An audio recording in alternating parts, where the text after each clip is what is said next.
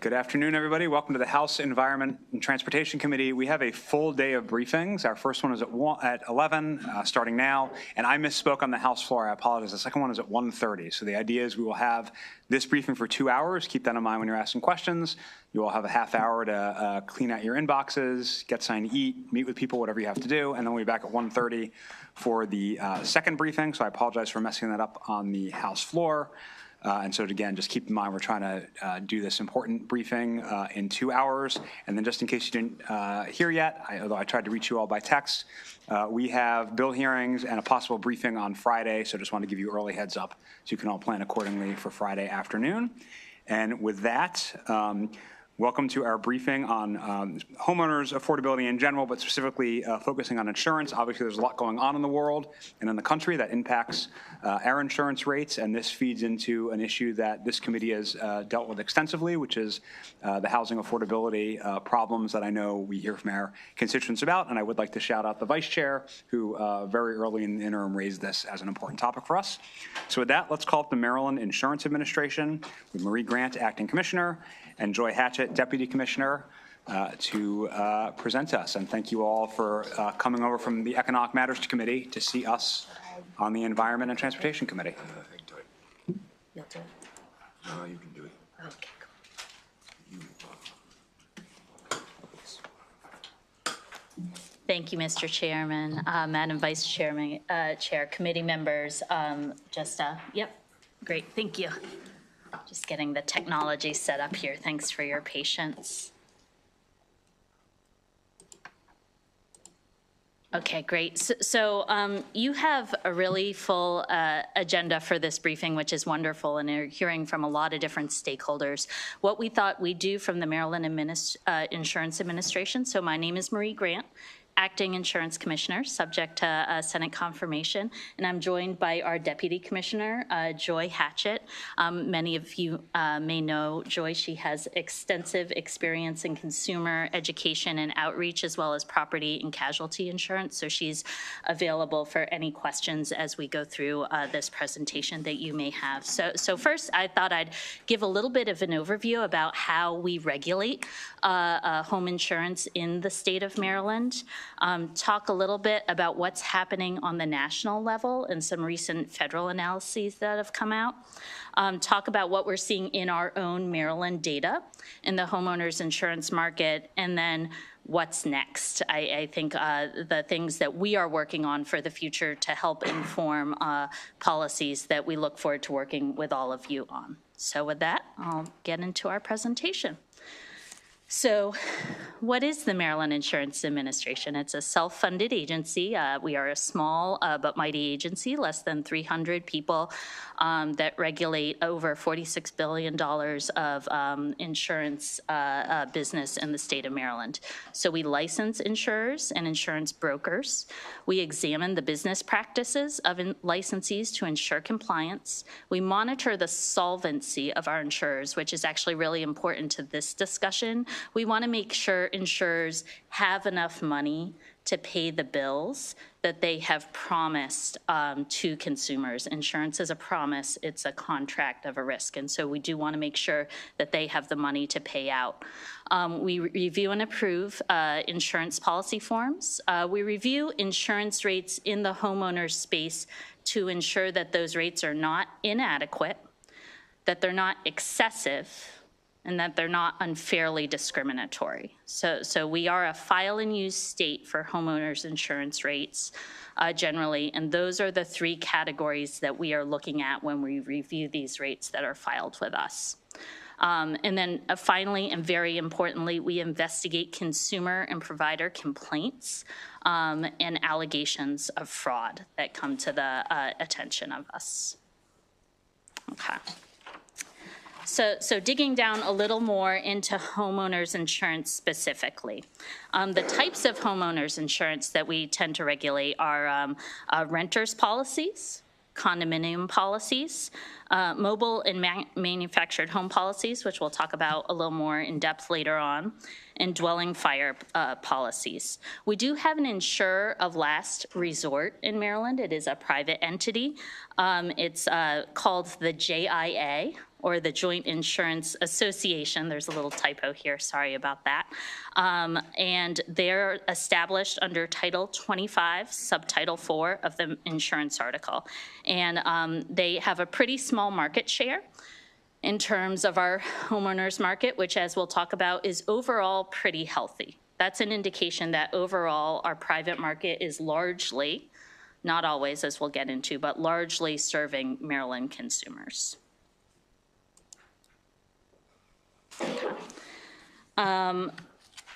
A little bit about surplus lines, because these are insurers that come in and have less regulation, and as we talk about coastal areas, and in some cases, Maryland homeowners may be looking at the surplus lines market for coverage. We have limited regulatory authority over these types of carriers. We don't license them.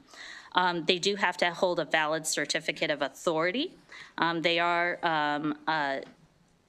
and then, sorry, just a little more about what authorized homeowners insurers do have to file with us. They have to file policy forms, endorsements, rates, rating plans, rating rules, and amendments with the MIA.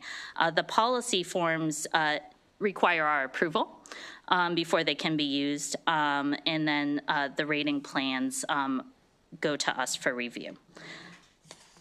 So let me turn it, is there anything I missed on surplus lines? Thank you. One thing I would add. Yeah. Consumers will clearly know if they're purchasing a surplus lines policy, because on the front of that policy, it clearly indicates it is not regulated by the Maryland Insurance Administration. And so they are on notice of that. Great, thank you. So here's some common coverages under a homeowner's insurance policy to keep an eye out for. So dwelling, that provides protection if a covered peril damages or destroys your home. Other structures, again, other structures on your property, not your dwelling, may be protected. There's personal property coverage if it's lost, damaged, or destroyed by a covered peril. Additional living expenses may be a part of policies. They may pay for additional expenses if you can't live in your home because of damage or loss that is covered by your policy. Liability coverage, and in some instances, medical payments. So some additional coverages that may or may not be a part of homeowners policies, and so it's important for all of us, all of the constituents that we serve, to take a close look at these coverages. Water and sewage backup. This is a type of coverage that provides protection if water backs up through sewers or drains and not due to the homeowner's negligence. Ordinance or law coverage, upgrades to come into conformity with current ordinances and building codes. Buried utility lines coverage, which covers the cost of repairing or replacing underground utility lines that run from the street to your home if they become damaged due to issues like freezing or tree root intrusion or wear and tear. So again, the declarations page of a policy is going to identify what's covered, what it costs, and the policy limits. And many policies also include an anti-concurrent causation clause, which provides that damages incurred by a combination of covered and non-covered perils may not be covered. And here, I'll turn it to, can you give an example, Joy, of what that might look like? A perfect example that most of your constituents have probably experienced. Flooding. You all know flooding's not covered by your homeowner's policy. So if damage is caused by flooding and the wind, as a general rule, that's not going to be covered because you have that not covered peril, the flood. Now, where it gets a little bit tricky is if you can distinguish between the wind damage and the flooding damage. For example, the wind takes all of the shingles off the roof, and the flood damages the lower level. If you can clearly distinguish you probably will have coverage for the shingles, but not coverage for the lower levels. But if they had both damaged the same thing, wind and flood on the lower levels, the anti-concurrent causation clause would kick in, and generally speaking, there would be no coverage. Starting up, can you just both move the microphones towards your? Oh, sure. Yep. Thank you so much. Thank you. All right.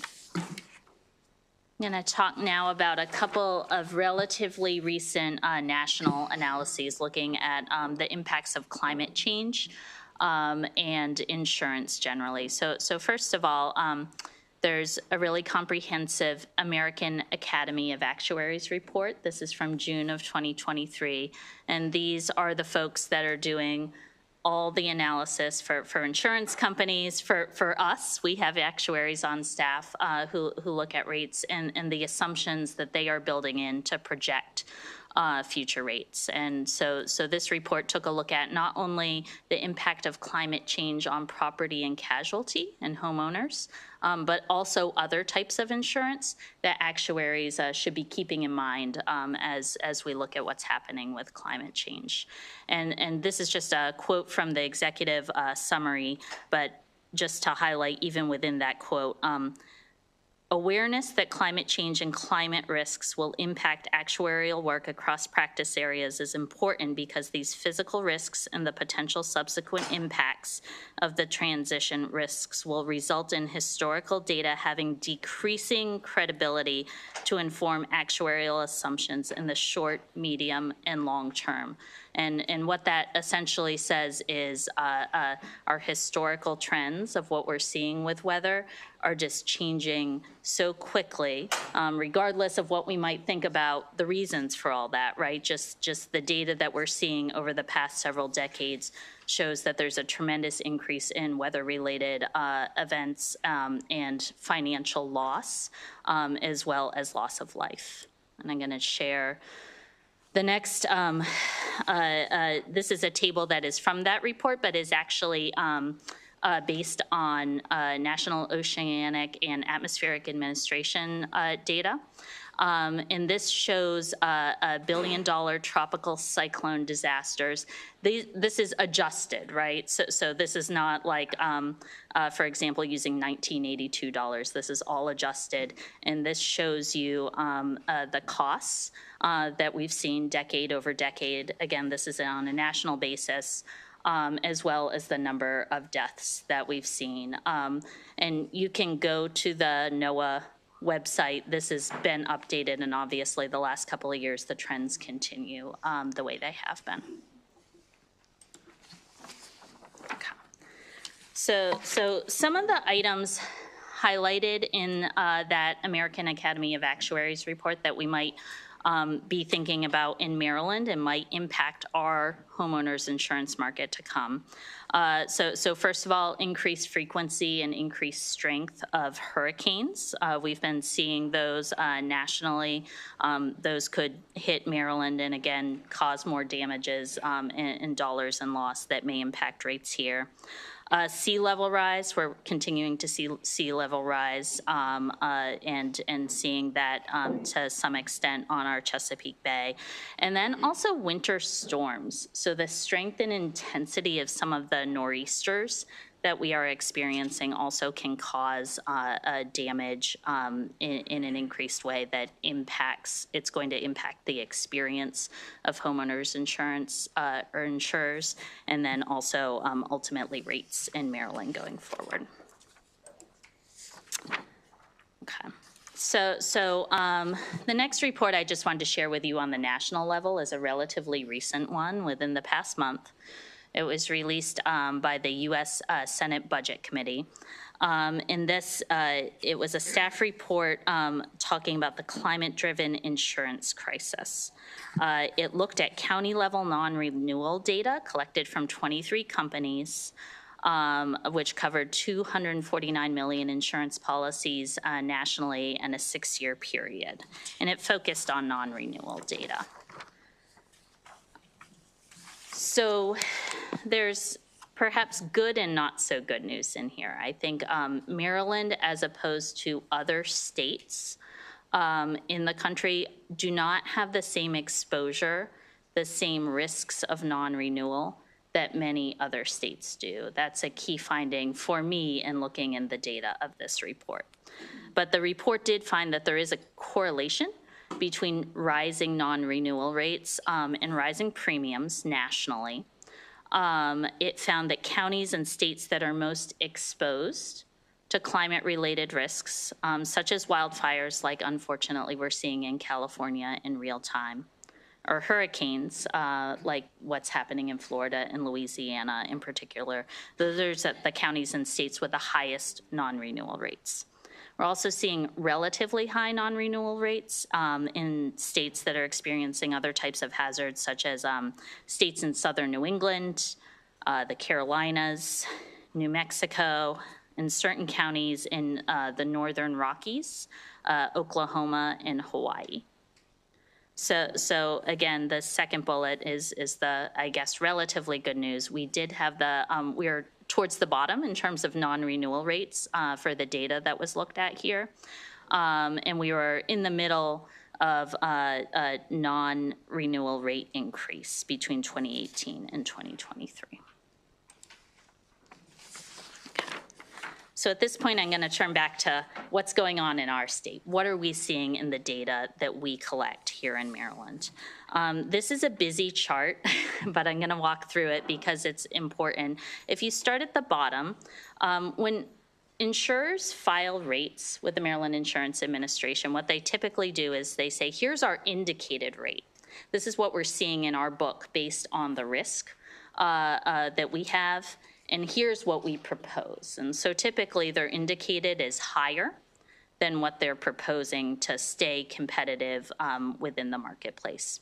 So in 2017, you can see the range of indicated rates from an increase to a loss, and then proposed relatively modest increases. And again, you see a similar dynamic in 2018.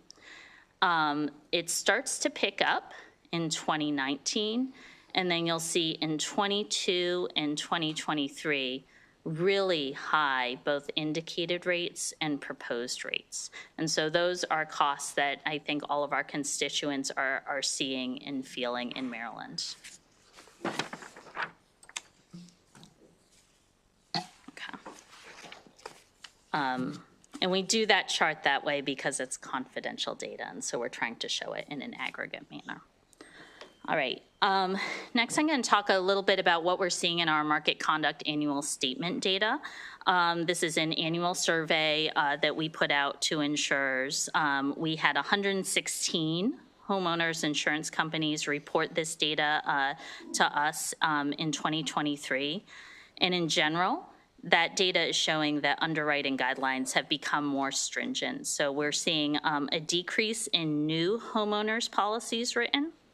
We're also seeing an increase of company-initiated non-renewals by over 60%. Now, when you see that over 60%, we're talking relatively small numbers. We're talking about like below 10,000.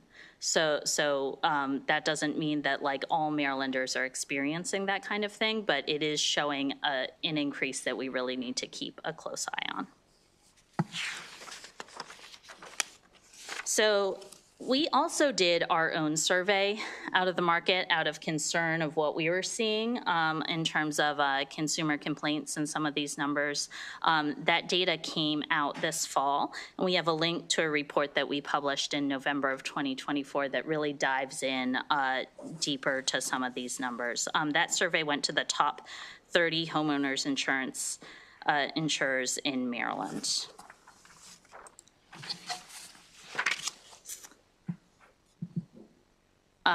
So this survey showed, I think, top line, again, policies in force overall have grown. But behind that, there is an increase in company-initiated non-renewals that indicate that our carriers have become more stringent in assessing risk within their existing book of business. So the leading reason that we were seeing for company-initiated non-renewals was out-of-date home maintenance.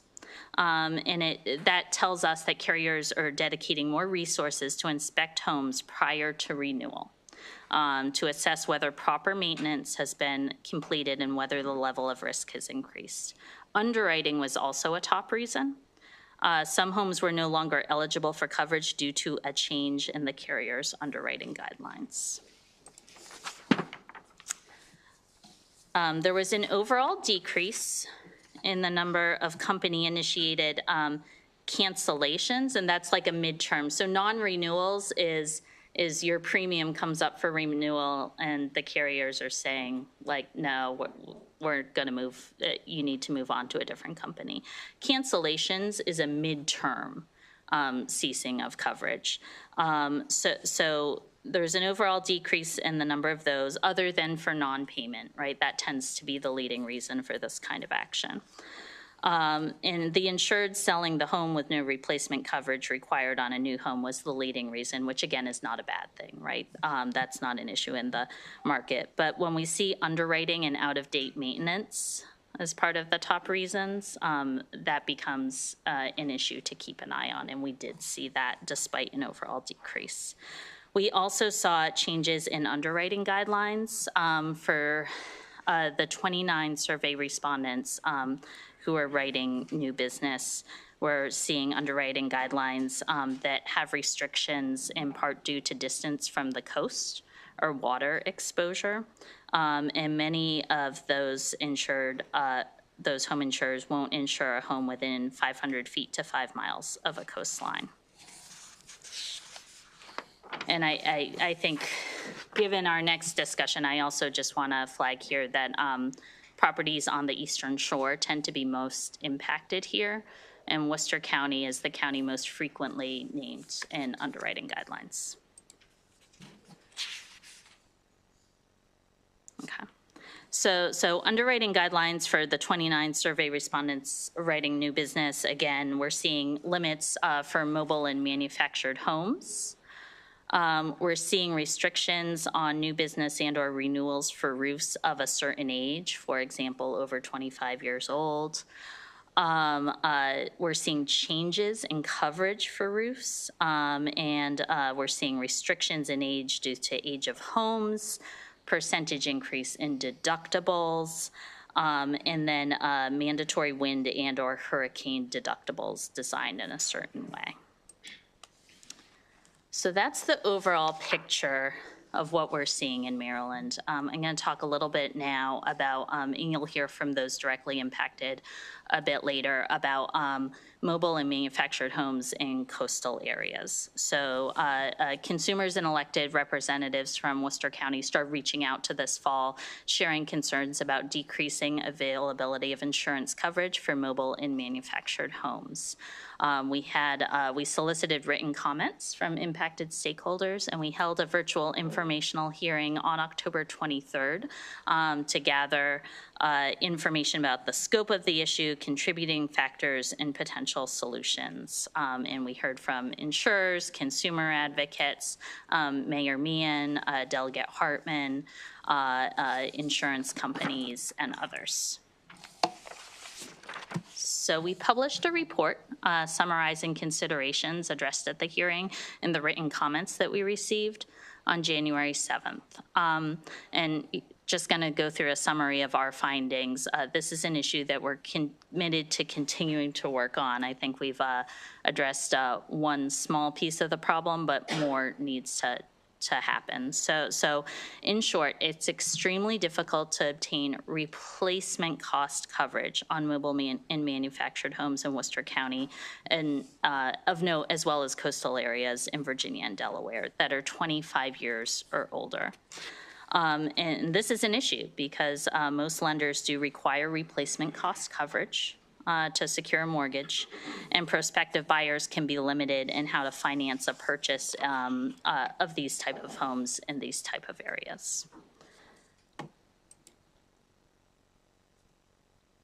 So our findings continued. The Maryland JIA, again, that's our insurer of last resort, does write dwelling fire Form 1 policies for mobile and manufactured homes in Worcester County, but claims are paid on an actual cash value basis, which factors in depreciation.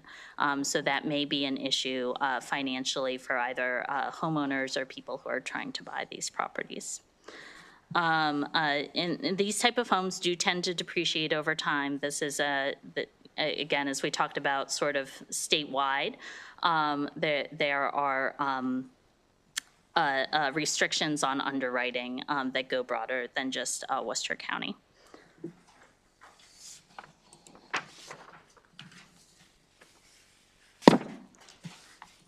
So some of our findings continued. Mobile and manufactured homes are not subject to the same building codes as site-built homes. They have to be constructed in accordance with standards established by HUD. And many of these homes are modified. They may have carports, porches, and other additions that can increase structural vulnerability, unfortunately, to high winds and other severe weather events. And what we heard and learned from the hearing and follow-up, that it's the cost of catastrophe reinsurance, where insurers go to reinsure themselves, essentially, and protect themselves from unforeseen losses, is a primary factor that can deter these home insurance carriers from writing mobile manufactured home policies in coastal areas in Maryland. All right. So just to wrap up our findings, catastrophe models are used to analyze an insurer's portfolio of risks for the purpose of determining the amount of catastrophe reinsurance they need to purchase. Reinsurers also use this information to determine the cost of reinsurance, and they take into account the location, type of construction, age, building codes, values, concentration of insured risks, and the likelihood of a specific peril impacting the portfolio. And factors that can impact catastrophe reinsurance costs include increased frequency and severity of severe weather events, change in the reinsurer's perception of climate risks, and increased exposure to the disaster risks due to population shifts into vulnerable areas. So as a result of the work, before I sort of wrap up with what's next after this very sobering picture, specific to Worcester County, we did work with the JIA. They did make a modification to their rules to address, again, providing some additional coverage for manufactured homes in Worcester County, but it's not up to that replacement value. And so again, further work will need to be done to see what we can do for these specific homeowners in these specific communities. I'm sure Mayor Meehan will talk more about that. I did want to emphasize that the National Association of Insurance Commissioners does have a climate resilience strategy. As an insurance department, we are a member of this organization. You can look at that in line. And so we are part of a group of insurance commissioners that are closely looking at this issue and on strategies to help address these issues and bring back tools to our states to see that we can do, as insurance is a state-regulated business. As part of that strategy, Maryland is participating in a property and casualty insurance market data call that was put out by the national organization, or NAIC.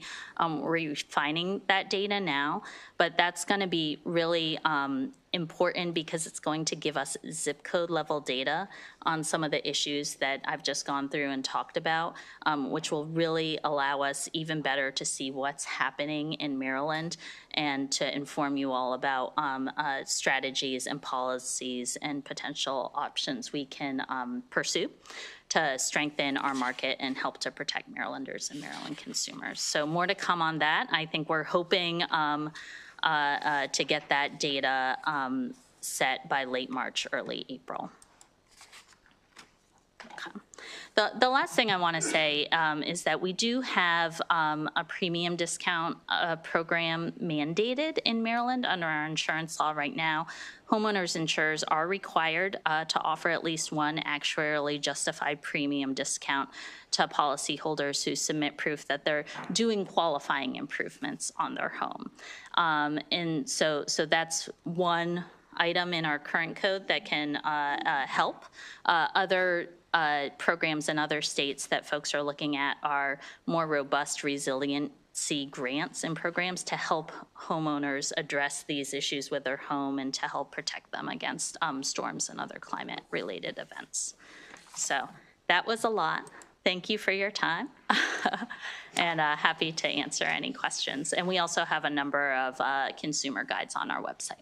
Terrific. Thank you so much. Our first question is from Delegate Healy. Thank you. Thank you, Mr. Chair, and thank you very much for your presentation. It was, I know very little about insurance, never did know very much about it, but I do have a question or two on something that you did not discuss, and that was, we talk about as they start eliminating people from being able to buy insurance, or they start eliminating properties from being insurable for one reason or another, or raising rates. There's always a concern I have that there may be discrimination involved in making those decisions, that they may not be entirely based on something that they're purported to be based on. We have a history in this state of redlining, and it goes through. I'm sure that the insurance industry was not immune from that history. What safeguards and what procedures does your agency have for verifying that these are not discriminatory practices? Yeah, that's an excellent question, Delegate Healy. Thank you for asking that. I'm gonna, if it's okay, give my answer and also turn it over to Joy for any follow-up. We do have very strong anti-discrimination protections in the insurance article. That kind of discrimination that you're describing is unacceptable. It's unacceptable to me personally, and then it's unacceptable under Maryland law. And we have the ability to levy really strong penalties. I do think our insurance companies that are licensed with us are very cognizant of all of that.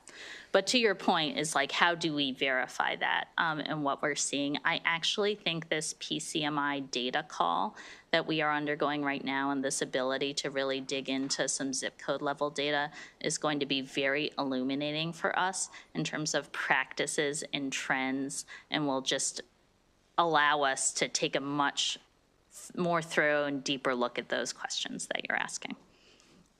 Just a follow-up, Mr. Chair. Do things like a neighborhood, that this has become a quote-unquote bad neighborhood or has a reputation in the community of being, for whatever reason, poverty, high crime, other issues,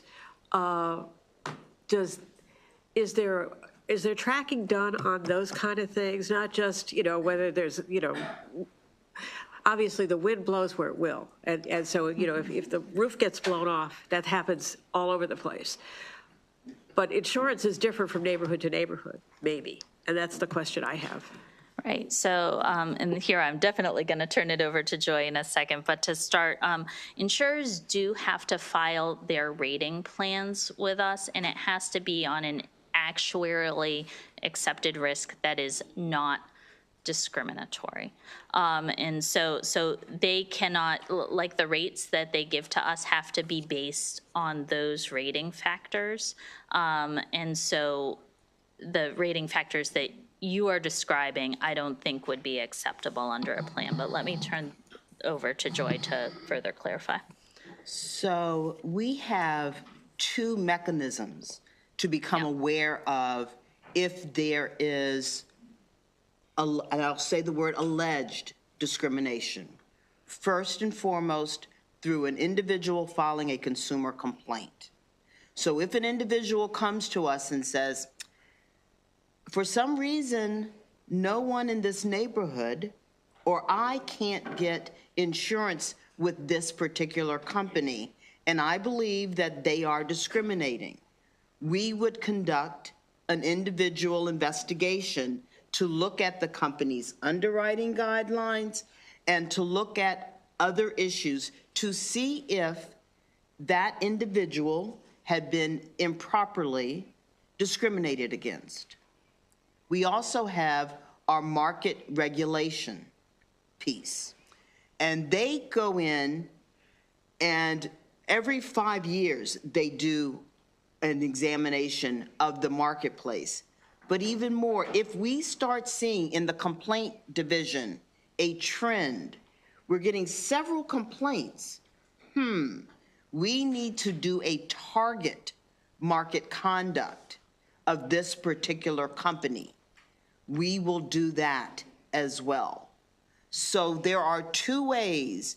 Can't say we catch it all, but there are two ways for us to review and determine and make sure that the companies are not acting in a discriminatory manner.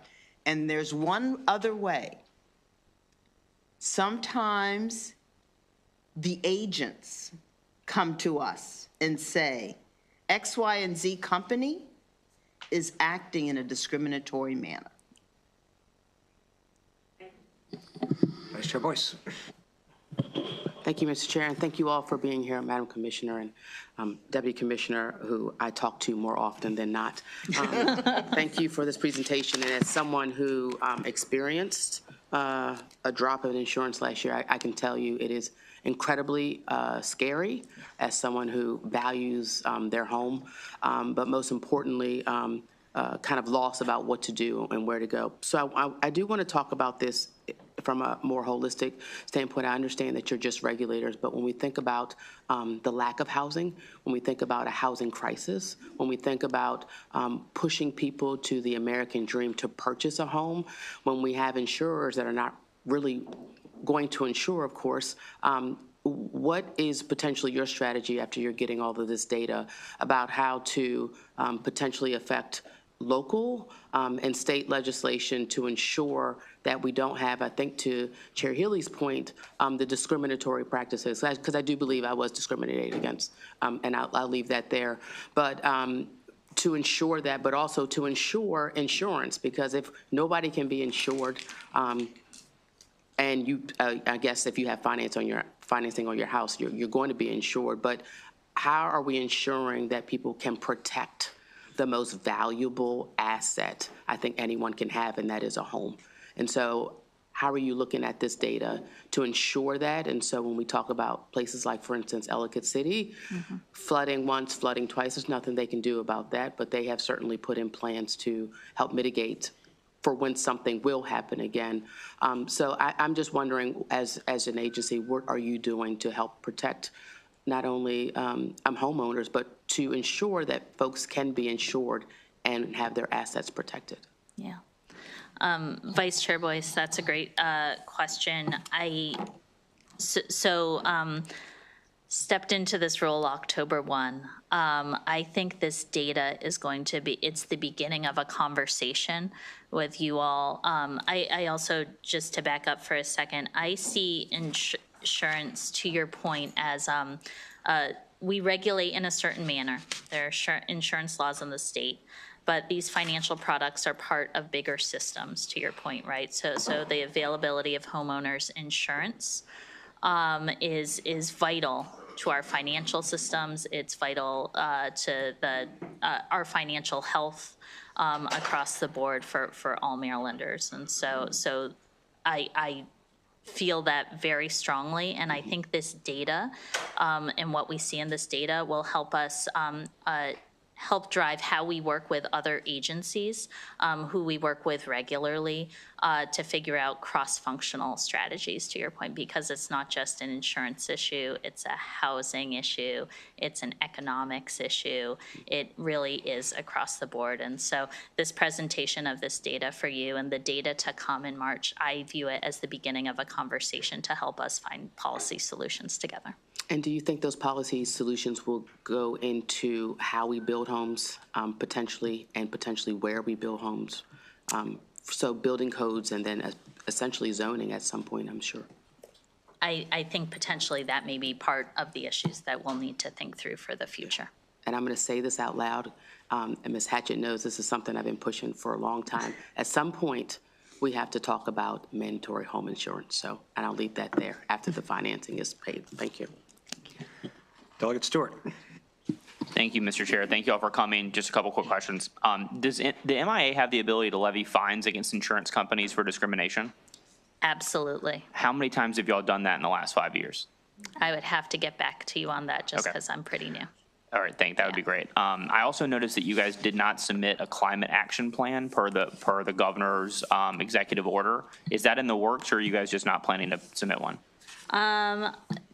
That is a great question. It's in the works. Let me tell you a little bit about the history of how that happened. I think because we are an independent agency, it wasn't mandatory, and I think in the transition between commissioners, it didn't get submitted. But Delegate Stewart, I think it's very important for us to submit one. I think as we've just talked about, we have insight into a part of a system that, again, home ownership, impacts on homes, climate risks, will be participating in the future. Okay, awesome. That's great to hear. Thanks. Thank you. Delegate Tarassa. Thank you, Mr. Chairman, and thank you guys for this presentation. Can you just go back for a second to surplus lines? I don't know what that means. Maybe others do, but I don't know what that means. Why isn't it regulated? Can it be? And it's sort of related to that was your anti-concurrent policies. Like, why is that the anti-concurrent policies? Like, why is it that way, and can't we change that in the law?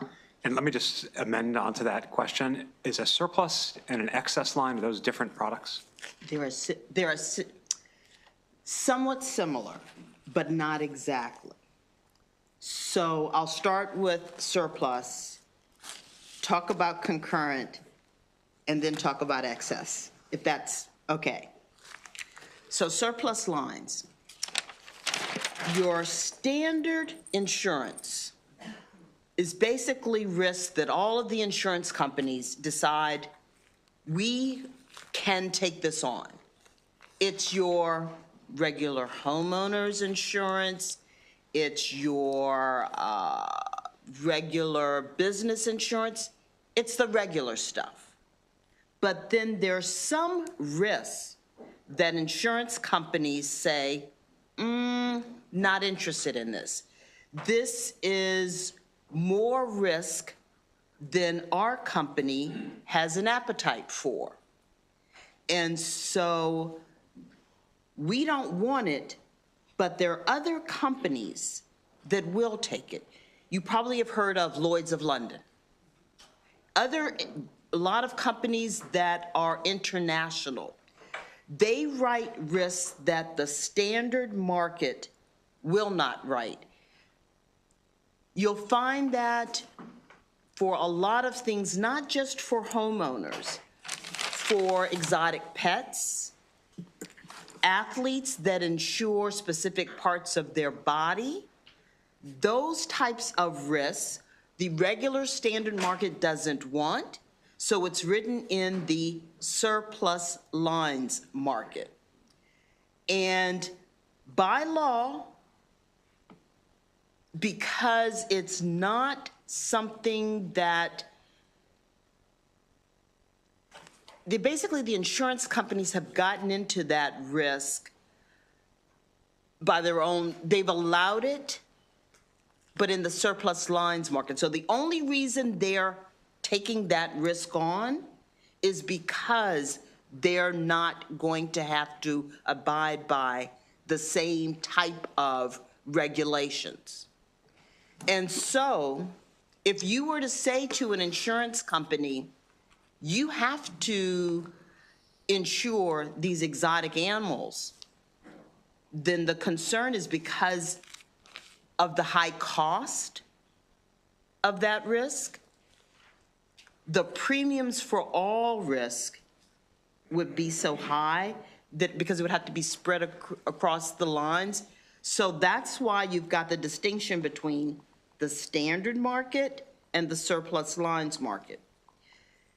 Traditionally, in places like Ocean City or the coastlines where the risks are so high, the standard market will not insure that risk, and you rely on the surplus lines market to insure that risk. And that's all written in to the insurance laws. Concurrent causation. Your insurance policy is a contract. And so the insurance company says there's certain things that we're going to cover, and there's certain things that we're not going to cover. One of the big things that they're not going to cover is flooding. And so if there's damage to your home because of flooding, that risk and that loss won't be covered. But then there are other risks that are covered, a fire or wind. So if two things cause a loss and one of them's not covered, then the whole thing's not covered because the contract says we don't pay for these damages. And so the only way it would cover is if you could break it out and show this door was damaged because of the wind. The floor was damaged because of the flood. That would be the only way that concurrent causation, you could basically disprove concurrent causation. Excess insurance. So some policies cover baseline amounts, $200,000 or $300,000 worth of coverage. You can buy sometimes an excess policy to cover more than that.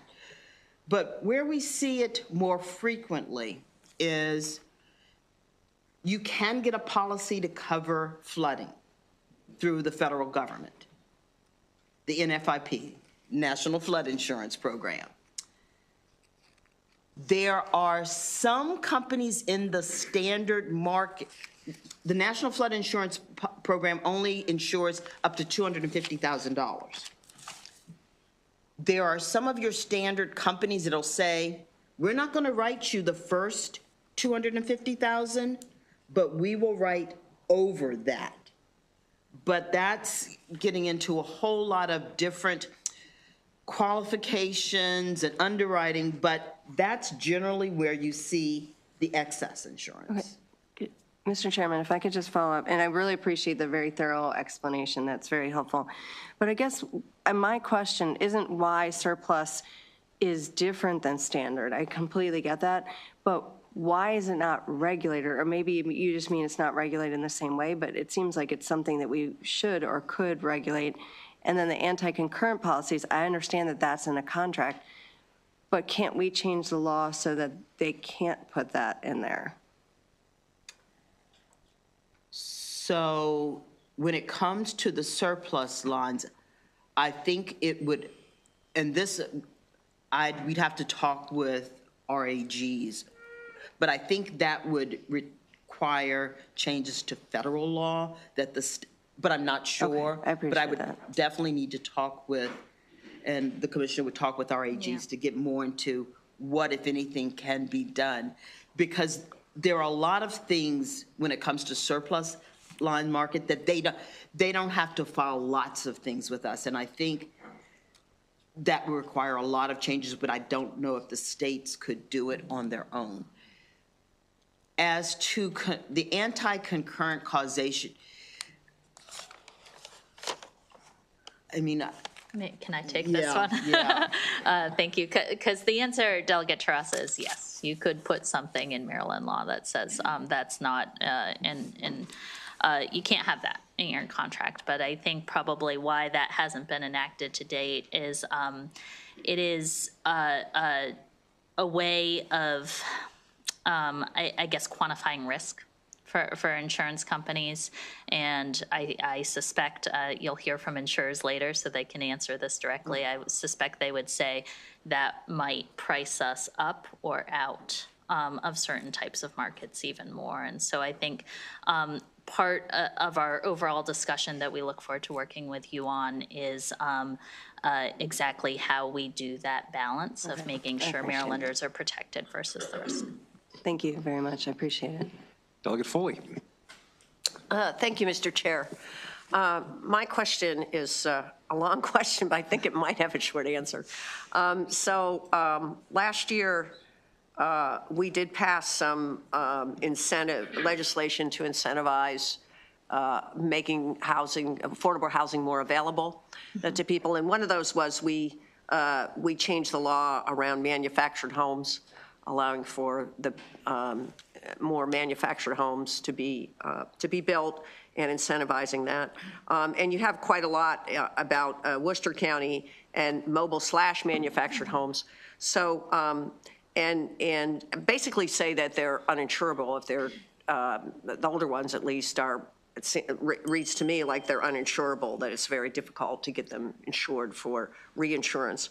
So my question is that mobile homes, or is that also manufactured homes? Because, we do want to, I think, manufactured homes, as you know, are cheaper. And in some cases, mobile homes are different than manufactured homes. So are you talking about both or a combination of the two? Yeah, great. Thank you. Thank you, Delegate Foley.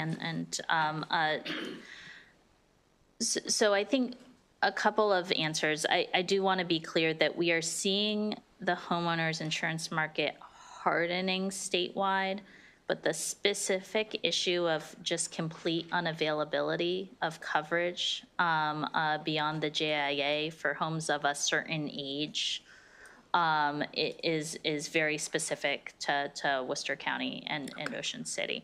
But that all being said, I think some of these, we are seeing, again, some concerning trends that we'll have to monitor closely statewide, but the issue of unavailability is really limited to our coastal areas and Worcester County from what we're seeing at this time.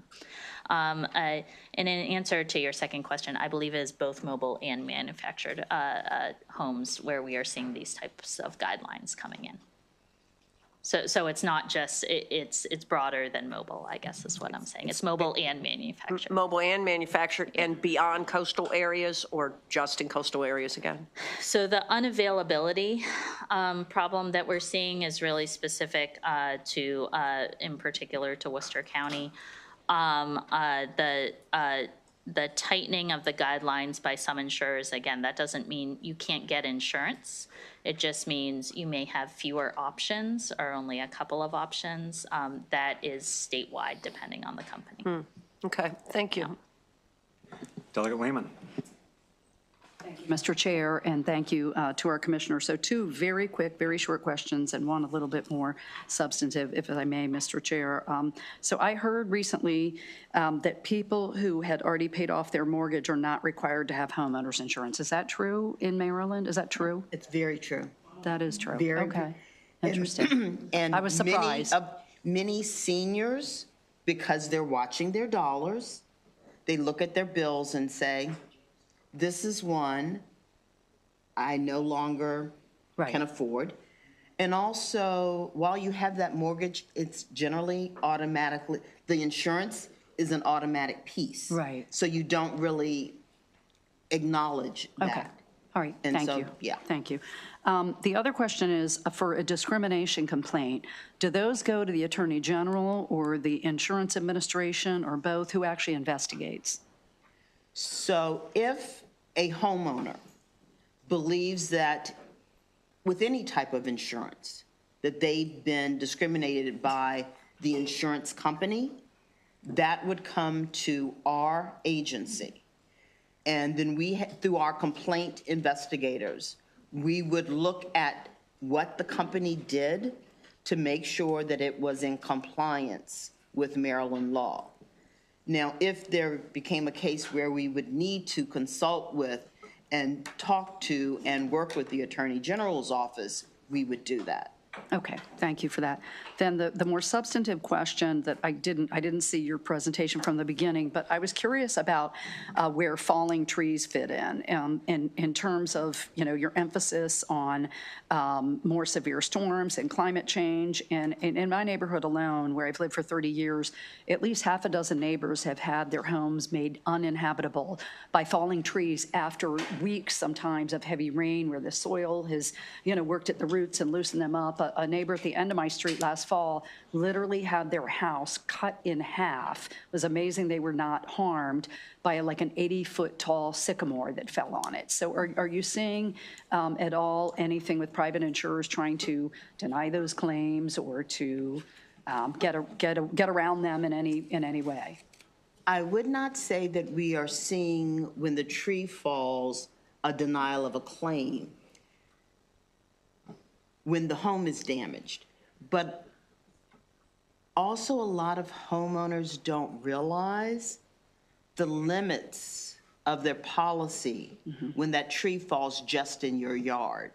Most policies only pay $500 or $1,000 for those types of incidents, whether it's one tree or 10 trees. And so the homeowner's insurance company is going to pay the maximum amount required under the policy, which might be $1,000. But if you have 10 trees laying in your yard, can you afford that? And that's a matter of consumer education. But as to the home, the tree falling on the home and damaging the home, I've not seen an increase of claim denials based on that. Okay, good to know. Thank you, Mr. Chairman. Delegate Stein. Thank you, Mr. Chairman, and thanks to the Commissioner and Deputy Commissioner for your excellent presentation. I've got two questions. The first relates to, you bring up the fact that, let's see, the National Association of Insurance Commissioners adopted their National Climate Resilience Strategy for insurance. Did I hear you say that you might be preparing recommendations for how Marylanders can make their homes more resilient to climate impacts later this year? Yes. Yeah. I think that so there's a tremendous amount of work going on at the national level on state models in relation to resilience programs. Again, this is an issue in every state. We're actually a little bit better off than a lot of states, but a lot of states have also adopted these types of resilience programs, and so that may be one option for us to consider as we move forward. But I'm definitely a person driven by data, and so I'm really looking forward to that data we're going to get from that national data call to really inform what makes sense for Maryland and what we recommend to you all that makes sense. Great. If whenever you do issue recommendations, if certainly let the committee know, that would be great. Absolutely. My second question relates to condo insurance. I've got a lot of condos in my district, and what I hear from a number of them is that the rate of increase for their master insurance policies is significant, driving increase in monthly fees, $100 or more per year for at least a couple years. So do you have any general thoughts about the state of condo insurance at this point? I think the general thought I have, I'm going to turn to Joy to see if she has additional thoughts, is that I think the issues that are facing condominium owners are probably similar to what we're seeing in the general homeowners market, right? We've seen some really substantial increases overall. For some of us, for homeowners that pay our policy through our mortgage, it's hidden. For condominium owners, depending on the structure, right, of like how the insurance for the condominium is handled, which can depend, it may show up in fees, to your point, which can be upsetting because that comes out of pocket. I don't know that I've seen a specific increase in condominium complaints, but I do know that it's probably part of the general trend we're talking about in the homeowners market in general. That's exactly right. I mean, just like the homeowners insurance is increasing, for the condominiums, you've got the two. You've got the master policy and the unit owner policy. Yeah. So they're getting hit twice. Okay, thank you very much. Delegate Holmes. Thank you very much, Mr. Chair. And I do sincerely appreciate both of you coming here to talk about these important issues. As Chair of Housing and Real Property, my phone's been ringing off the hook here in the last year. I want to talk about briefly the HO6. Right now, as been discussed earlier, it is not required to have the HO6. There is discussion about putting legislation in to require HO6, not just for condominiums, but for co-ops also. Okay? Part of the reason for that is, as an example, if you are on the third floor and your unit floods the second floor, if you do not have your HO6, then how is the damage for your unit and the unit on the second floor going to be paid for if you do not have insurance? Right now, there's a $10,000 max, which may be increased as well to $25K, maybe. But my fear is, if the HO6 is required for condos and for co-ops, will that begin to push that requirement into the surplus line type of insurance? And that, as I'm listening to you, that's really beginning to frighten me. So will that requirement push these lines of insurance into the Lords of London arena? That's my question. Do you think? I don't know if we have an answer to that. I mean, I honestly, that's a very good question, and it's unintended consequences. Right. But I think the need may be to talk to some of the carriers and see what their appetite is for that type of risk. Thank you. I appreciate that. The other thing that I have is you caught my attention when you suggested that manufactured, I'm not talking about mobile. In my experience, manufactured homes are much more structurally sound in some cases than stick-built. The same does not apply for mobile. But you caught my attention when you said that manufactured don't have specific, the building codes are different. So are there any codes at all that we should be looking at for manufactured, not mobile, manufactured homes? Because I think that that's going to be one of the solutions for the availability of Let homes. us get back to you, Delegate Holmes, on that question, if that's okay. I think we referenced the HUD guidelines for mobile homes, which we've really been digging into, but I'd like to make triple sure we're giving you the correct information on manufactured homes there. Thank you both. Delegate Davis.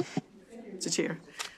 I, as a person who learned the hard way recently about trees falling on personal property, limitations of my insurance, I've got a quick question and then I have a follow-up. But is there surplus insurance for those trees falling on personal property?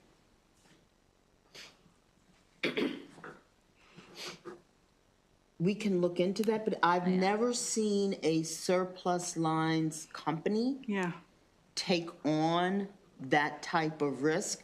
Now, I'm sure they would if you lived in a farmland and you had acres and acres, but for the traditional homeowner that may have lots of trees but not the forestry, we'll have to look, because I just don't know the answer to that. Okay, thank you. I'm also concerned about inherently biased factors being used in ratings. So my first question, and I apologize if you've already answered it, does MIA have the ability to determine what factors are used, and are credit ratings still being used? Mm-hmm.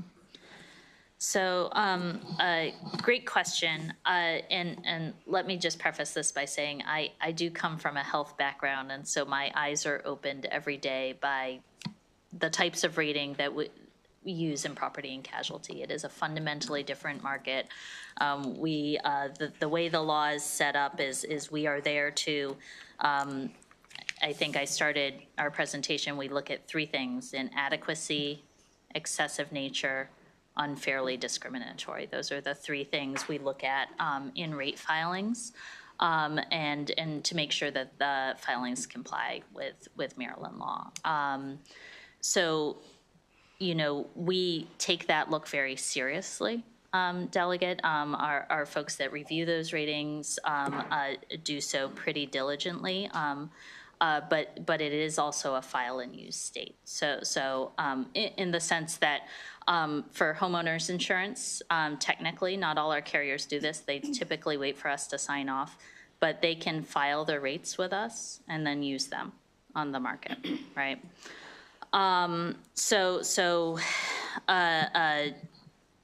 You know, I think that warrants a bigger look. That's part of what I commit to you all to do, is to take a deeper look into how the rating plans, the rating factors, and how those may be impacting access in the market. So I think that's your first question. You also asked about credit.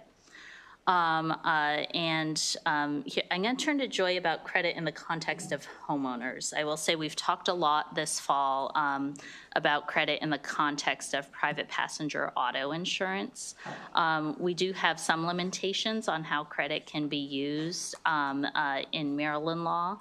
I am committed this year to doing a broader look at affordability for private passenger auto insurance generally, and I do think looking at credit as a factor is one of the things that deserves a fresh look. It's been a while since we've looked at it in that auto space. But let me turn into home, because I haven't heard this come up as much in home insurance. So several years ago, the use of credit on the homeowner side was eliminated, but I want to get back to you just to make sure, because I know there's been a lot of talk about changes to that. So I do know that we banned that on the homeowner side several years ago, but I just want to double check. Thank you. Delegate Naraki.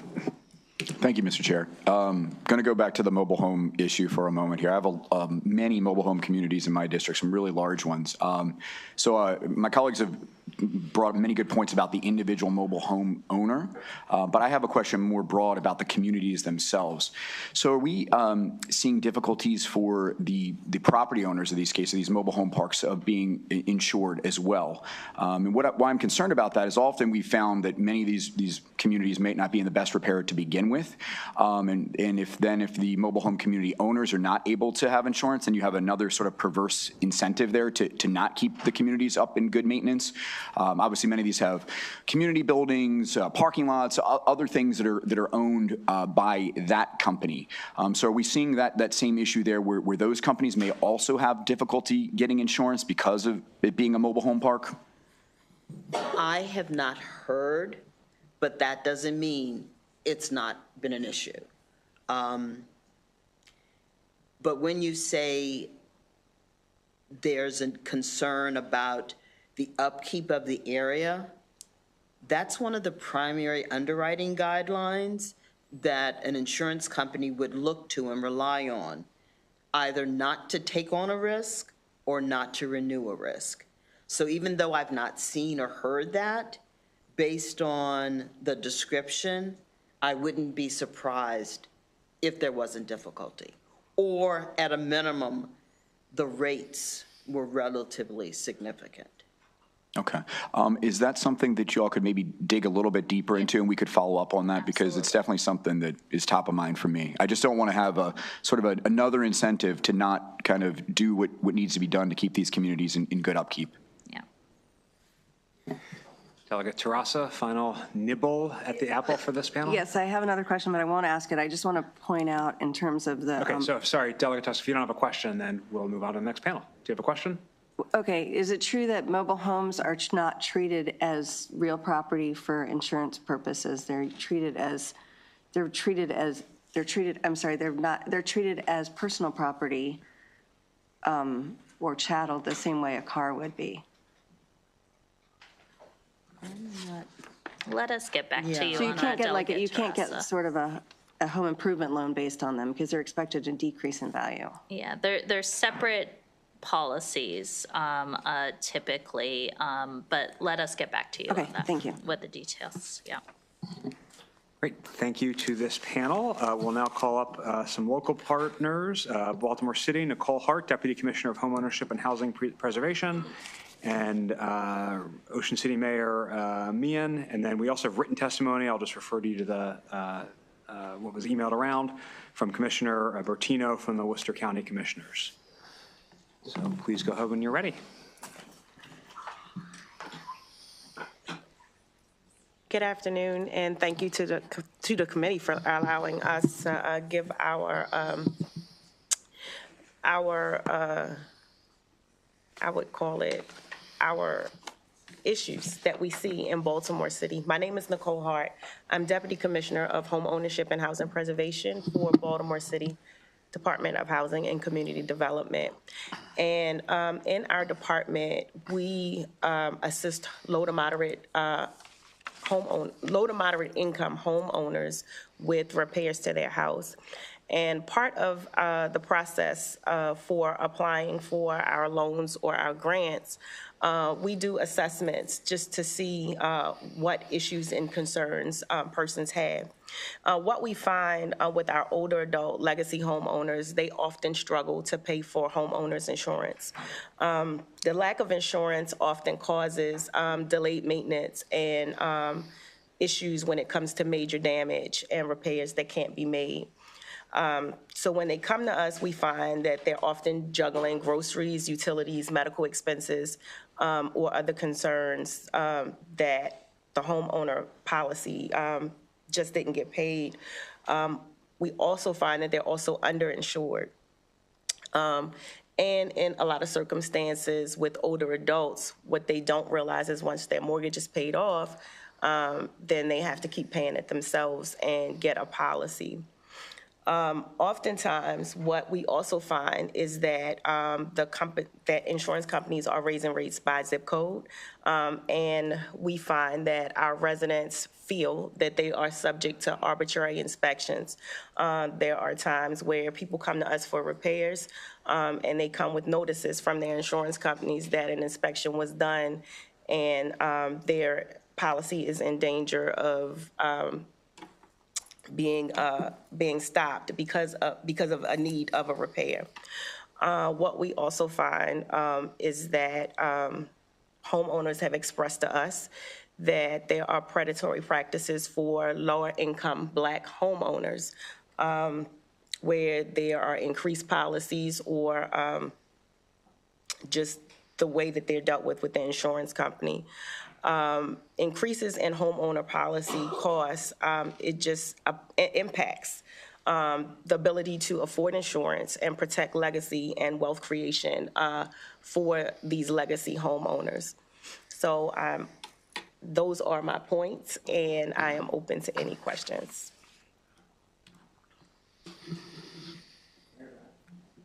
Mr. Chairman, excuse me, members of the committee, thank you for holding this briefing today.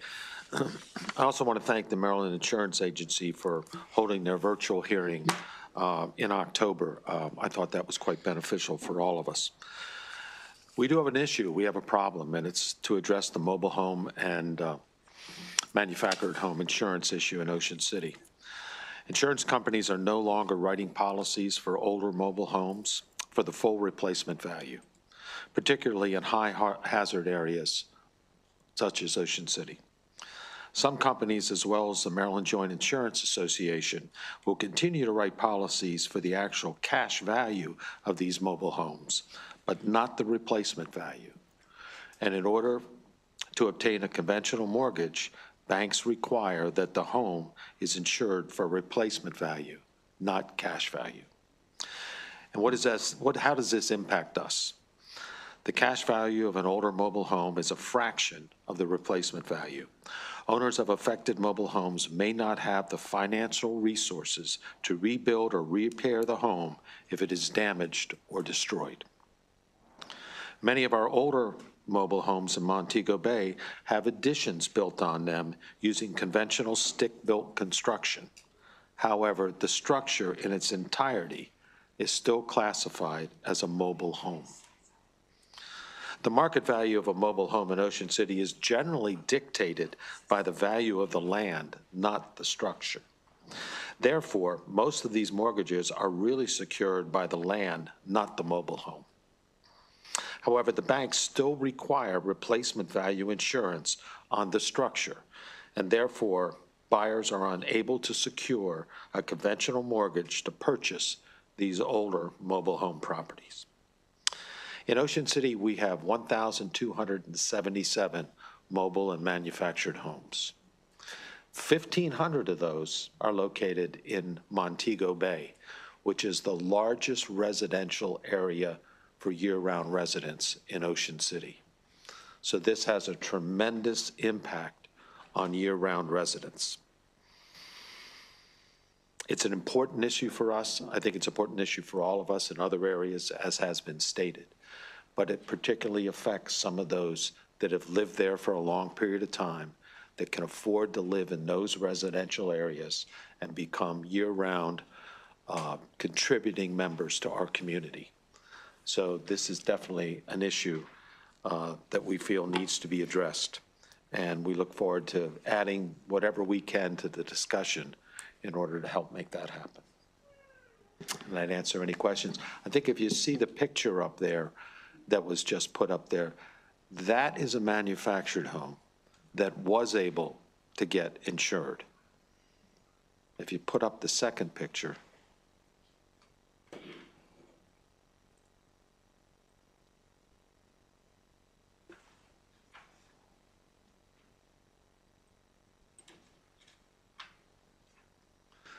that is a mobile home that has additions on it, as you can see, that was built over what was the original foundation. That cannot get insured. That's a significant problem. Thank you, Mayor. Are there any questions for this panel? Delegate Rasa. So, really quick question. Thank you, Mr. Chairman. Are all of your manufactured homes or mobile homes on property owned by the owner of the manufactured home? Are there mobile home parks, per se, where they don't own the land? That's a good question, Delegate. Thank you. Montego Bay, the community that I mentioned that has 1,550 lots, those are all privately owned. There are a couple others that are privately owned. There are also some co-op parks that are much smaller in Ocean City as well. Great. I do not see any other questions, so thank you both very much for being here. Thank you all. We're going to call up a panel from the National Association of Mutual Insurance.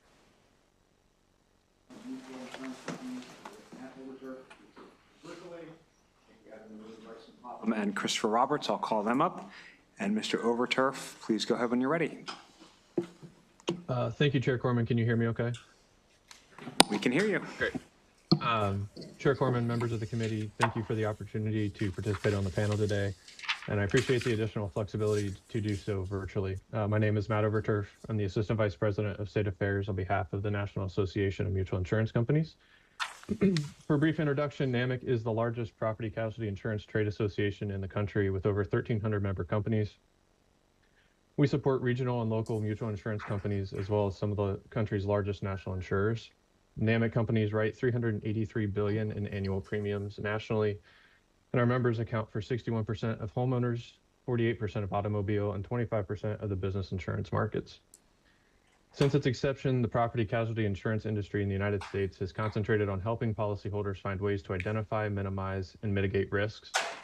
Property and casualty insurance exists to protect policyholders consistent with a legal contract that governs the terms for providing coverage, protecting homes, businesses, and automobiles from financial loss. Despite best efforts, property and casualty insurers find themselves threatened by new levels of claims, which include increasingly costly disasters, lawsuits, and other actions.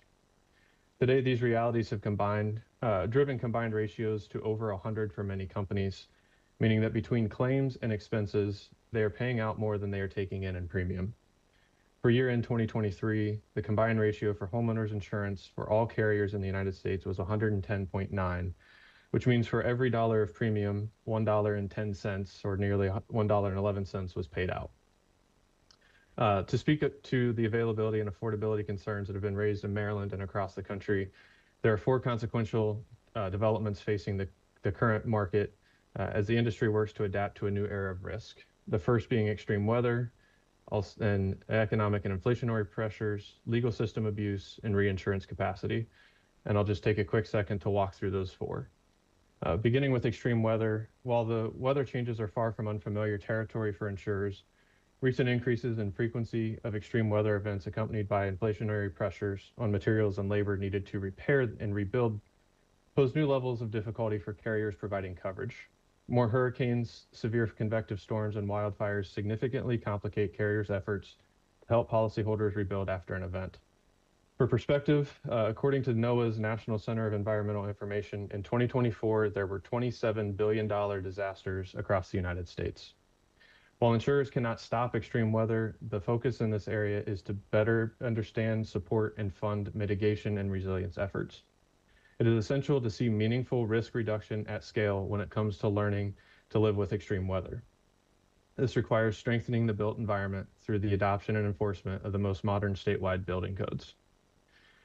With respect to the economic and inflationary pressures, the confluence of new era of risk developments is collectively exacerbated for insurers finding themselves forced to respond to lingering post-COVID supply chain challenges, inflationary spikes, and record growth in claim expenses. Insurance tends to lag behind other industries in terms of responding to changes in the market conditions due to the retroactive nature of the business. Of note for insurers are the continued elevated prices of building materials, auto parts, and labor, the key elements necessary for insurers to fulfill their commitments to policyholders in times of need. With respect to legal system abuse, the origins and causes of the legal system abuse have been around for several decades. While they may have operated in separate vacuums or silos in years past, in the new era of risk, these abuses have systematically and concertedly whipped many legal hazards into a cost-causing storm within the legal community. This is not a result of a single decision, but a confluence of developments, including third-party litigation funding, attorney advertising, removal of guardrails on non-economic damages, the expansion of insurance bad faith statutes, and pre- and post-judgment interest, among others. And finally, with respect to reinsurance, the 4th specific development characteristic in the new era of risk is the extensive reliance upon reinsurance by many insurers in loss-prone areas. Just as insurers take on and help spread risks facing policyholders, reinsurers assume and help spread risk for primary insurers. As insurer risks and losses increase in frequency and cost due to weather, inflation, and legal pressures mentioned previously, reinsurer losses also increase. These reinsurance losses invariably work their way into the reinsurance rates, terms, and conditions. To conclude, as we continue to face growing uncertainty, insurers must stand firm in identifying, assessing, and pricing risk, leaning into the future with all the tools at their disposal to help policyholders manage and mitigate risk as it actually is, not as we would like it to be. We look forward to continuing this dialogue with you and others to find ways for insurers, policyholders, and policymakers to continue to adapt to the new era of risk. Thank you. Thank you, Mr. Papa, Mr. Roberts. They're just going to turn your mics on real quick. There you go. Go ahead. Thank you, Mr. Chairman, members of the committee. Bryson Popham, appearing on behalf of the Maryland Association of Mutual Insurance Companies, which is a trade association of mutual insurers that do business in Maryland. With me and appearing at my request is Mr. Chris Roberts, who is a product manager for a MAMIC member, a company called Farmers of Salem. He's going to address that company's Maryland experience. The committee's gotten a lot of, I think, useful information this morning, thanks to Mr. Overturf for giving an introduction to the insurer side of things. And I really thought that the commissioner and her deputy did a great job both presenting and addressing the questions, the very good questions that you asked. And I appreciate Mayor Meehan's obviously heartfelt concerns for the problems in Ocean City. Let me just give you a quick picture of MAMIC so you know who I'm talking about here. If you look at that survey that Commissioner Grant referred to earlier, there were 116 insurers that do a reasonable amount of homeowners insurance business in Maryland. MAMIC has 12 members. The bulk of them write homeowners insurance. So we're a significant part of the Maryland homeowners insurance market. That's one thing I want you to know. Another thing I want you to know is what I call the mutual insurer value proposition. And by that, I mean what makes mutual insurers different? Well, quite simply, they work for their policyholders because their policyholders own them. That is not in any way to disparage other forms of ownership. Stock insurance companies are very important. They tend to be, some of them quite large and some not. But the mutual insurer is different. And one way it's different is predictability and stability. For example, we have the second oldest mutual insurer in the United States, domiciled in, of all places, Baltimore City. We also have other mutual insurers and located in places like Bel Air and Hagerstown and Frederick, domiciled here. These are Maryland insurance companies most people don't know about, but these all collectively are an important part of the insurance market here. And availability, which you all have been focused on, you haven't used that term, but it's one that is always a key part of any insurance debate in this General Assembly, is foremost on the mind of legislators, and we appreciate that. On the mobile home issue, it is true that not many insurers write mobile homes. We do have a member that writes them in Maryland. They would not be able to help Mayor Meehan and his problem in Ocean City. We participated in that event that the Maryland Insurance Administration had. The video showed, I think, the lesson I took away from that is we need to have a more robust what we call residual market. The JIA, the Joint Insurance Association, sometimes called the FAIR Plan or something like that. I don't know that that is going to be the solution because I don't know that there is a solution. One of the problems, again, I believe Mayor Meehan alluded to this, is quite simply age. And this is something that the insurance industry is catching up with. As the housing stock ages, and if, as one of the earlier witnesses stated, it's not maintained, that becomes a risk that is more difficult to insure. We all have to struggle with that. And I urge you to think about that because insurance companies can't be asked to take on risks that are not well maintained. To that end, one of the key factors in maintenance of a house is roofs. Roof repairs are needed. Anybody who owns a house knows that a roof doesn't last forever. It may last 20 years, 25 years, 30 years, but it's going to wear out, and it does need to be replaced. And your insurer may require that you replace it.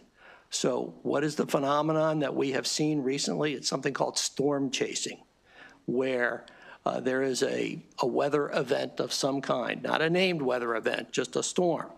And a contractor will come to a homeowner and say, hey, your roof has been damaged and I can fix it. And guess what? I can get your insurance company to pay for a new roof. That is the scam that's taking place. And it not only affects our MAMIC members, it affects everybody who has to pay into the insurance system. We thought there was going to be legislation in this General Assembly this term addressing that. Unfortunately, the bill didn't make it across the start line. But I can tell you that there's a great deal of interest both on the insurance side and elsewhere to curtail this. We ourselves, MAMIC, scheduled and held a conference call with the Insurance Administration, with the Attorney General's office, and with the Maryland Home Improvement Commission to try to address this problem. It's a sticky problem, and we have to work on it. Those are very practical problems that we have. Now, you asked a great deal of questions about other things like surplus lines insurance. If you have something, a specific one that you want to ask me as the representative of MAMIC, please feel free to do so. Otherwise, Mr. Chairman, I'd be happy to turn this over to my colleague, Mr. Roberts. Thank you, Bryson, and thank you, Mr. Chairman, for the opportunity to speak today. And what I wanted to start with was to actually circle back to the testimony that Matt provided in reinsurance, and I just kind of wanted to provide a scope as to why reinsurance is so important to insurance companies. For a smaller company like ourselves, we rely on reinsurance in order to buffer us from large losses. So catastrophic loss reinsurance allows us to work with a reinsurer to split the losses and the premiums that we may experience during a certain bad loss year in order to buffer the loss experience that we would see. It is something that we rely on, and it is something that is currently impacted by the state of the industry. And I did want to take a few moments to talk about the state of the insurance industry by referencing a consumer advisory that was sent from the Maryland Insurance Administration that had provided a great explanation as to why customers were seeing changes in their rates. Over the last 5 years, there has been an issue in the state of Maryland with losses. We have seen, record high claim years as well as also increasing frequency in claims, and there are several factors that are contributing to that poor loss experience. One of those factors being inflation, which makes claims more severe and more costly to settle due to the increased cost of materials and labor, and it also increases the expenses of the company at that time. Worsening weather and more frequent severe claim and weather activity, as Commissioner Grant had spoken to earlier, and also increasing home values, which require more coverage to ensure that the home is adequately insured and can facilitate higher claim payouts relative to when the house or the building was first purchased. All of these factors and reasons that I mentioned also additionally impact reinsurance, as those are things that are taken into reinsurance loss modeling and are taken into account when a reinsurance cost is agreed between an insurer and a reinsurance company. As insurance companies have seen these increases in claim totals and expenses, we have had to file rate increases. Insurance companies have to protect their solvency and maintain reserves so that claims can be adequately paid, and rates must be rate adjustments must be considered in response to poor loss experience, which, as I had mentioned, this is one of the worst this is probably the worst 5-year loss experience that we have ever experienced as a company, and also that we have experienced as an industry. I would like to share some details from Farmers of Salem, who we have entered the Maryland market as an admitted carrier back in 2005. In 2019, there was no need for us to adjust our rates. And in 4 years later, in 2023, we had to file a rate indication that showed the indicated rate need for over a 56% increase in adjustment, with at the end of 2023, that number actually getting higher to 70%, as 2023 was the worst loss year that we had ever experienced in the state of Maryland. The claim totals that we had seen during that time from 2014 to 2018 were 3.8 million, and from 2019 to 2023, those claim totals reached 11.5 million, which also equaled the amount of earned premium that we had during that period.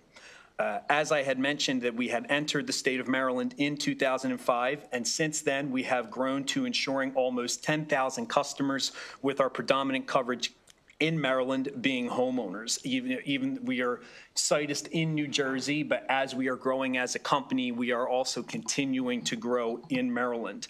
We are continuing to offer more coverages, such as home cyber, in order to better service our customers and in order to guarantee that we can continue to be a viable and reliable choice for insurance in the state.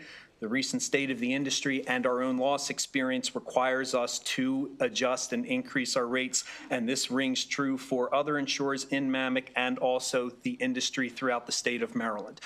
We very much want to stay here. We are a smaller company. We are not able to just go in and out of markets as we please. We want to remain a stable and viable insurance option in the state of Maryland. Happy to answer any questions, Mr. Chairman. Great, thank you so much. First questions from Delegate Stewart.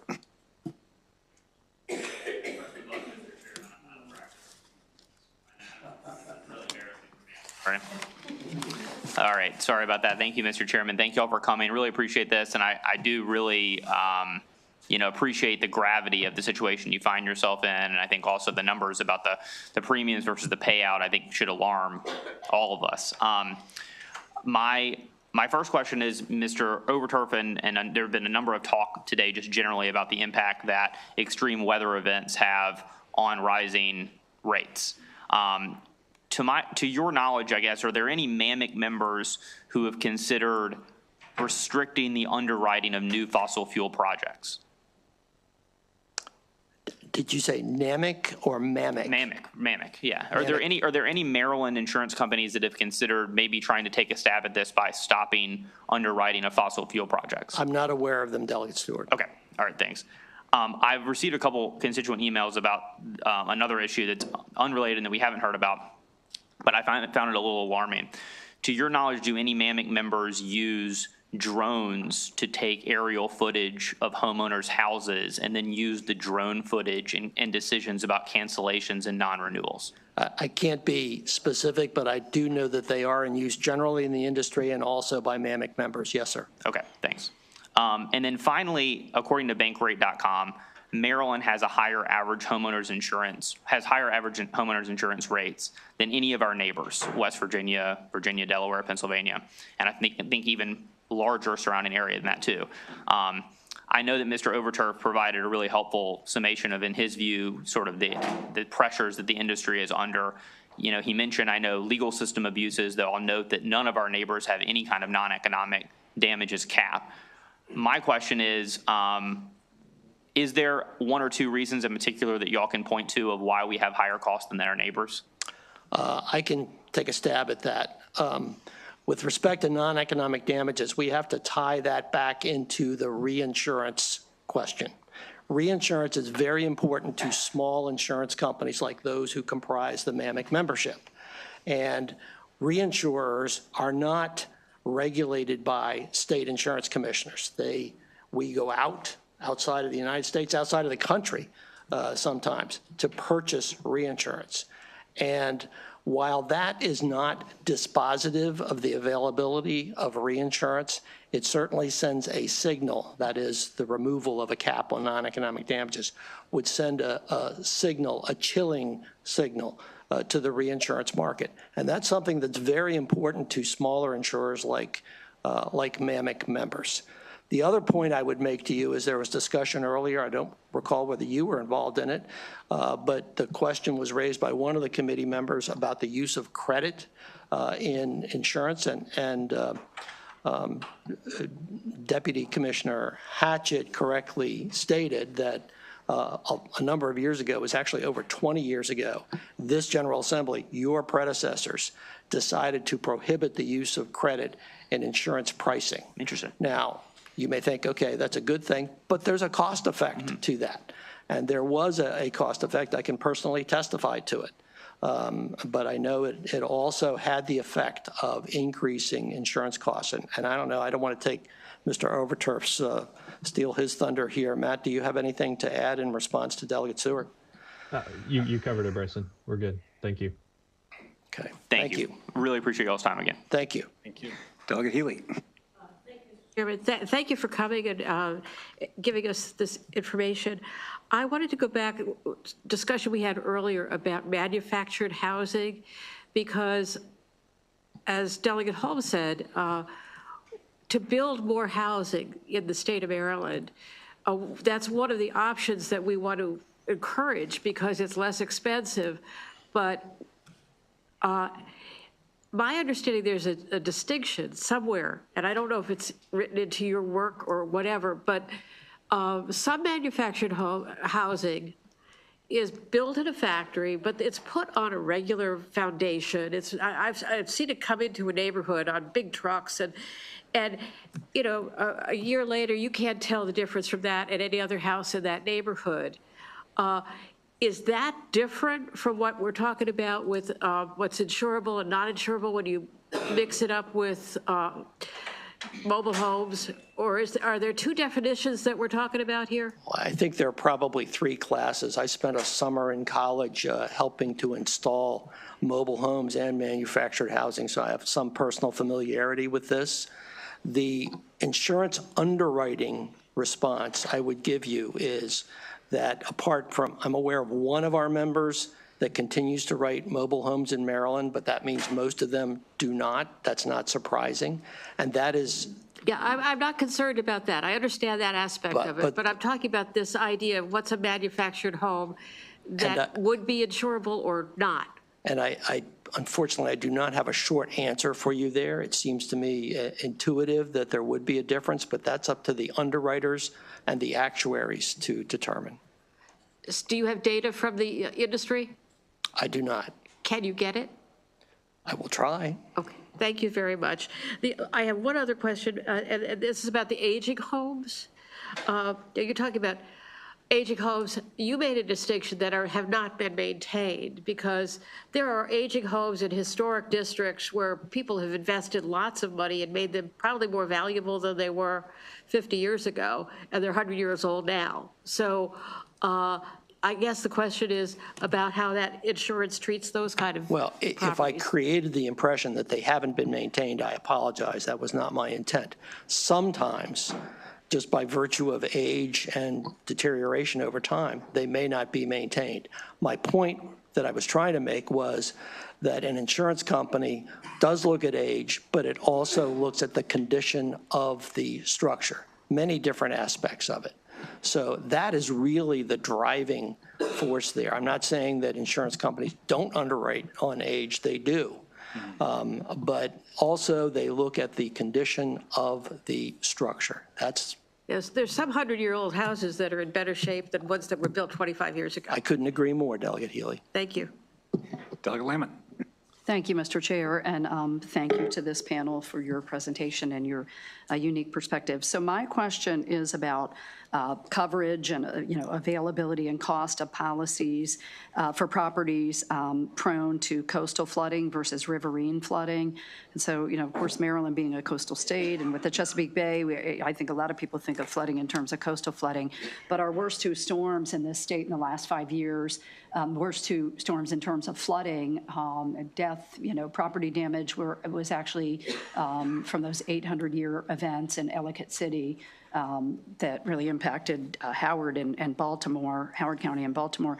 So can you talk a little bit about whether you're seeing changes in terms of costs, cancellation trends, and that kind of thing for properties prone or susceptible to riverine versus coastal flooding? I wouldn't use the term costs or cancellation trends. I would say underwriting factors is what we're talking about here. So underwriting factors. And I am very pleased thank you for the question, because I'm very pleased that at least one of our members, if not more, is one of the larger writers in Worcester County, which is where Ocean City is located. Now, I'm not talking about mobile homes now. I'm just talking about generally writing within the geographic area that Commissioner Grant mentioned when she was up here at this table, 500 feet from water, 5 miles from the ocean, that kind of thing. That is, I think, one of the strengths of mutual insurance companies. They decide what to write and they stick with it over time. And that is not to disparage any other insurance companies who decide that risk is too great for them. That's certainly within their privilege to do that. But we have at least one carrier that is writing actively down in Worcester County, Somerset County, and the like on the lower shore. So there is a market. I guess my lesson would be, and I've said this many times to your colleagues, shop for insurance. There's 100 and some insurance companies out there that write homeowners insurance. Pick up the phone, call agents, call companies, go on the internet. You can get information about it. But can you address specifically the issue of riverine versus coastal, flood-prone? I can't make that distinction, Delegate. I'm sorry. Okay. Is there anyone out there that can in your field? Again, my list of questions I have to ask is growing, and I will add that to it. Great. Thank you. Thank you, Mr. Chair. Delegate, if I may, on the flood question. Please go ahead. Sure. So flood insurance is oftentimes a separate product from a homeowner's or property insurance policy. So you have the National Flood Insurance Program, and there is a small, I would say, slowly growing private flood insurance marketplace. But I can get some more specific information for you, but just wanted to make that differentiation. Happy to follow up with additional information. Go ahead, right now, go. Delegate Davis. And, I apologize. I have an answer for you. Go ahead. Yeah. The one thing I also did want to provide is that Farmers of Salem, we are actually rolling out an insurance coverage called Inland Flood. So it is specifically a flood coverage that would cover those non-coastal insurance homes. Thank you. Delegate Davis. Thank you, Mr. Chair. I would like for you to share your information, your data on potential insured's credit score and their insurability. I'd really like to see that. Well, it's been prohibited in Maryland for almost 25 years. There isn't, respectfully, Delegate, there isn't any data on it for homeowners insurance. If I may, Mr. Chair. You mentioned that it made a significant difference in the policies. You stated that. What data are you relying on?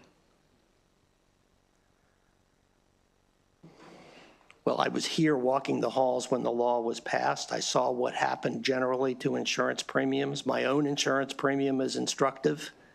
I like to think that I'm a good credit risk, and I pay a lot for my homeowner's insurance. So it's both personal and based on my memory of when this General Assembly decided to prohibit it for homeowners insurance. Now, I think we'd have to go back through the archives to get the actual effect of it at the time, but it's the same debate we always have when the subject of credit and insurance comes up. Is it fair? Is it a proper allocation of risk? We do permit it for automobile insurance, and that has been challenged a number of times. We just have not revisited, nor do I think will we revisit the question whether to use it in homeowners insurance. I could just like to provide additional context, not specifically for the use of credit scores, but in using any type of discount and surcharge algorithm. When you have something like an insurance score, you have good insurance risks. You also have poor insurance risks. So the individuals that you would charge more for, there are also instances where there would be individuals that are getting discounts. So as you remove that model, there is an instance where it could show an increase in premiums because there is not that discount side of that rating algorithm, of that rating factor. Thank you. Great. Thank you to this panel. Thank you, Mr. Chairman. Our final two panelists, they're not together, but I'm just bringing them up together for efficiency. Sharon Cornelissen, I apologize for butchering your name, from the Consumer Federation of America, and Dr. Rossi, Professor of the Practice, Executive Residence, and Director of the Smith Enterprise Risk Consortium. And please go ahead when you are ready.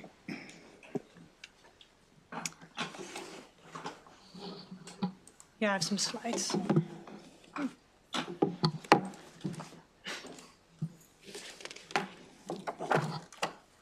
So I just do this manually like that? Okay. Thank you, Mr. Chairman, and thank you for the opportunity to brief this committee on the urgent issue of homeowners insurance affordability and coverage. As we've discussed over the last few years, insurance costs have steeply risen almost everywhere, including in Maryland. Consumers are increasingly vulnerable to sudden non-renewals or steep price jumps, which makes it ever more important that our consumer protections and insurance are up to date. We are also at a critical turning point where we have to shift our collective mindset from relying on insurance companies to price risk for us to instead work collectively to reduce risk. And that work would include the insurance industry as well and their extensive investment portfolios. So in this briefing, I will share some recent insights from research that me and my colleagues have conducted on the issue of homeowners insurance with a focus on Maryland. And I will end with some policy recommendations to this committee. So I'm the Director of Housing at the Consumer Federation of America, and we are a national federation of over 200 state and local consumer groups that together we represent the interests of consumers both in federal and in state policy. I received my PhD in sociology, and I'm an expert in housing finance and affordable homeownership. And as I said, I've worked with my insurance and research colleagues at CFA to understand how homeowners insurance, including how it remains underregulated in many states, is posing a rising threat to Americans' ability to stay and to become homeowners. So I'd like to start with a few key facts on our insurance crisis. So especially since 2021, we've seen these steep price hikes happening across the country. So why did prices go up so much? So, there's a host of factors that we distinguish. First of all, and I think we're all aware, there's been general inflation, including in the cost of construction and the cost of building materials, especially during the pandemic we saw this. However, of course, the cost of insurance has outpaced, that of inflation, right? So. Second, we see that insurers for a long time have been in denial about climate change, and they have not adequately priced these risks into their models. And all of a sudden, we've seen these steep adjustments, including as they're starting to price sort of future expectations of risk more into current pricing, right? So we've really seen that shift there. And then third, and this was also highlighted by some of the previous speakers, we see that insurance companies themselves turn more and more to global unregulated reinsurance markets, right? So these are not regulated by any of the states. These are not regulated by the federal government. So they turn to these reinsurance markets to offset some of the risk, right? So they're not keeping all of that risk on their own books. These companies are often located in places like Bermuda or Switzerland. And we've seen that reinsurance prices have really gone up, right? So this is insurance companies, turn to reinsurance and they turn back to consumers and they put this on the consumers' bills, right? So why should we care about insurance? Well, and I think everyone here is aware that, it's increasingly shaping who can afford to stay a homeowner, right? Who can afford to stay in their house. As we know, for most Americans, their house is their largest financial asset. It's their source of wealth. And for many, it's, their source for their retirement or for intergenerational wealth to make sure the next generation is well positioned. So it's really important for not just individuals, but also for communities to protect that wealth. But we see that with rising insurance premiums, more and more homeowners are forced really to make the difficult financial decision to go either underinsured, right, which means that if something happens, they're not fully covered to rebuild. And we also see that more homeowners are going uninsured altogether, which means that they're at risk of going from homeowner to homeless in just one disaster, right? So this is really dire. I also want to say that rising insurance costs also have community-wide impact. It's not just something that protects the individual, it can protect broader communities, right? If my neighbor does not have insurance and their house burns down, right, this means that from now on I live next to a burned down house, right? And this of course also has implications for the broader tax base of a community, right, and the ability to keep infrastructure intact. So to better understand this crisis in Maryland, I will share some unique research findings. Most of them are really focused on the state. So let's start with the most vulnerable homeowners, right? Who are the most vulnerable homeowners here? What are some of the consequences here? So this is a report that we published last year, with my colleagues at CFA, and it's based on the American Housing Survey data, so it's based on national census data. And we found in our report that nationwide, 7.4% of all homeowners went uninsured in 2021. It was the last data that was available for this. And in Maryland, around 5% of all homeowners did not have homeowners insurance that year. So that's quite sizable already, and this is in 2021. So who are these uninsured homeowners? It's just not equally distributed. So based on our national analysis, we found that uninsured homeowners are much more likely to be lower income or to live in poverty. We found that Hispanic and Black homeowners are almost twice as likely than white homeowners to not have insurance. Uninsured homeowners usually don't have a mortgage anymore, right? As long as you have a mortgage, your lender generally requires you to keep insurance coverage. So it's usually people that don't have a mortgage anymore. And they're also much more likely to have inherited their home. So it's also an issue around heirs property and homes that have been in the family for a long time. And finally, and this has been discussed today also, we found that lack of insurance was much more common among owners of manufactured homes. So somewhere around a third of owners of manufactured homes did not have insurance nationwide, right? So this gives you some indication of who the most vulnerable homeowners are in Maryland as well, right, based on this sort of national trends. So next, I'd like to dive a little bit deeper in the crisis itself. So what kind of premium hikes specifically have we seen across Maryland? So CFA has a new report coming out next month, and for this we had to purchase industry data. So there is data, you just have to pay for it, right? There's very little publicly available data. So we bought this data. Today I'm sharing these findings based on Maryland. And to be clear, we looked at premiums that insurance companies quote to the typical homeowner, right? So a homeowner who is insured for $350,000 in replacement value and has a mid-tier credit score, which I understand actually doesn't matter for Maryland because of this great law that was passed 25 years ago already. So we found that the typical Maryland homeowner saw an 18.4% increase in their premiums in just 3 years, right? So that's quite a shock, and this pace well exceeds inflation. And by 2024, this typical homeowner was paying $1,716 a year in homeowners insurance premiums. And this is around $267 per year more compared to 2021. So that's sort of the experience of the typical homeowner in Maryland. So looking closer at the data, we can see differences across the state. Again, this is all based on the $350,000 replacement value from the home. So we see for this coverage that the price in 2024 ranged from around $1,400 a year to around $3,000 a year. So we see quite some variation across the state. So we see some coastal communities in the south of Maryland kind of stand out, but I also would like to point out that the suburbs of Washington and Baltimore also kind of see higher prices relative, to for example, the north parts of the state. So I think it's really important to understand this type of pricing and how that's sort of playing out across the state.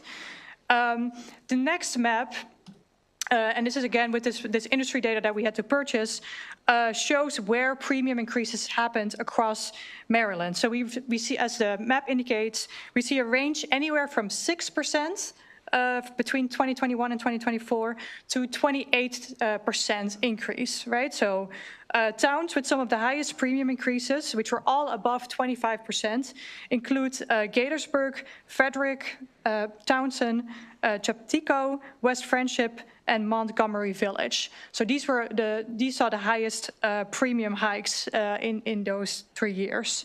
But as the map also showed, there's pretty dark colors on the map almost everywhere, right? So homeowners across the state received quite a sticker shock as their even in more affordable areas as their premiums went up. So as a final data point, I'd like to share some data from the Federal Insurance Office. My colleagues referred to this earlier, but they actually released it last Thursday. So this is very new data, and it only goes up to 2022. So this is the data that insurance companies themselves reported to the Federal Insurance Office, and the Federal Insurance Office, gathered this and just released it. So based on this data that we have available, loss ratios, right? So the insurance representative just talked about this. So this is the amount that insurance have paid on claims to policyholders relative to the premiums that they have received. So a lower ratio means higher profitability, right? So the lower the ratio is of how much premiums they have to pay out, the higher the profits. So only a ratio over 100% means that the cost of claims exceeded the money collected this year. So this is just averaged across zip codes. So I didn't assign different weights to different zip codes, but this is the data that we have. And I found that actually loss ratios were very low in Maryland over all those years. Meaning that insurance companies actually paid out relatively little compared to the premiums that they were collecting. Across all Maryland zip codes, across these 5 years, the loss ratio was only 58% according to this data. So I think this raises a lot of questions about fair pricing in Maryland, and it does seem to me, based on this data, that insurance companies have been profitable here and perhaps very profitable. So I think this puts the onus on the insurance industry, if they don't agree with this data, to release more data so we can really understand what's going on here, right? But again, this is the data that was submitted by insurance companies themselves to the Federal Insurance Office. So we have to make sure that companies are not overcharging consumers here and just raising prices because that's what's happening nationally or because it's, you know, kind of a thing that you can do right now, and really keep an eye on these loss ratios. So a final data point, again, from the Federal Insurance Office data that was released last Thursday is on non-payments, non-renewal rates by zip code. So we've been talking about this morning.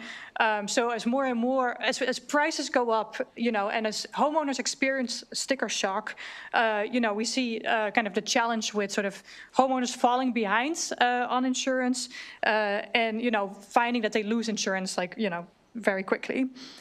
So if we just look at the very bottom of the table, we see that in Maryland overall, these percentages are fairly low, right? So across the entire state, only around 0.9% of homeowners lose their coverage because of late payments every year, right? So that's fairly low. But again, the state looks very different, you know, across different communities. So in some zip codes, we see fairly high rates of policy non-renewal because of late payments. So we see Braddock Heights stand out at the top, the zip code there. 8.5% of homeowners did not get their policy renewed in 2022 because they were late with their payments. But the share is also well over 3% in a number of other zip codes, including several zip codes in Baltimore. So based on these insights, I'd like to end on two policy recommendations that I'd like this committee to consider. And the first one is directly related to this data on sort of non-renewal rates related to late payments. So I'd like for the General Assembly to consider adjusting insurance regulations to better protect homeowners against sudden non-renewal, especially if they're late on their payment or they miss a payment for some other reason. Currently, homeowners in Maryland only have 10 days from the moment that they miss a payment until they lose coverage altogether. Right, so you may not even realize that you're late on this payment. That you're late on your payment at this moment, right? So. We see in other states that there's been efforts to kind of extending that grace period. So an example is California. I put regulation specifically here, so you know you can reference it there. So specifically in that regulation, California requires the insurer to send a notice of the intent to non-renew, and only after that notice has been sent, the homeowner gets 30 days to either get current on their payments or find another plan. So we don't have this sort of period where a homeowner is not protected at all, and if a storm hits your house at that moment, like you have a disaster, right? Like you go from homeowner to homeless, right? So extending that grace period to better protect homeowners and ensure that they either can catch up on their payments or can find another plan, I think it would be a great, you know, regulation to come out of this session. Second, I would urge the states to try to work together with insurance companies as partners to invest together in risk reduction and to invest together in communities, right? So a model here is, it's a handful, it's the Massachusetts Insurance Industry Community Investment Initiative. I put the website also in my slide deck.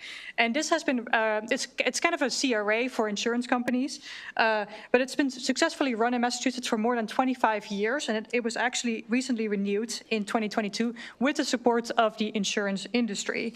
So it applies to both property and casualty and to life insurance insurers in the state, and insurers receive a tax credit in the form of a reduced tax on their investment earnings in exchange for making the minimum required amount of investments in local housing, community, and economic development, right? So ensuring that we're kind of shifting a lot of these you have to imagine insurance companies as big investment portfolios, right? They collect premiums, they invest it over the year, they get profits, and their profit is basically the difference between you know, the premiums and their investment returns on it and the claims that they have to make, right? So let's make sure that their investment portfolios reflect the priorities of communities, right? And let's make sure that they become partners, you know, in communities and have a financial stake as well, right? So in Massachusetts, this initiative has generated over $544 million invested by property and casualty companies. And, the sort of long life of this program kind of demonstrates the sort of, the viability of it. So, I, of course, and I think, my colleague here will come up with even more, ideas, but I think these are kind of I see these as kind of low-hanging fruits of a place to start to really tackle this crisis together. So thank you, and happy to answer questions. Thank you so much. We are going to start with Delegate Holmes. Thank you so much, Madam Chair, and thank you both for being here. There seems to be several common themes in most of today's discussion. One of the common themes is causing me some concern in reference to mobile versus manufactured homes. I assist many people in putting manufactured homes on single-family lots. And unless you knew that they were manufactured homes, you would not know. They're 2,500 to 3,000 square feet. They have garages, 2- and 3-car garages. They have basements. Mobile homes do not fit that normal criteria. Do insurance companies differentiate between mobile and manufactured homes? So in my understanding, an important variable here is whether the homeowner owns the lot on which the structure stands, right? So that is correct. That is correct. Yeah, so we see that in mortgage, for example, too, that it's really difficult for homeowners that don't own the underlying lot.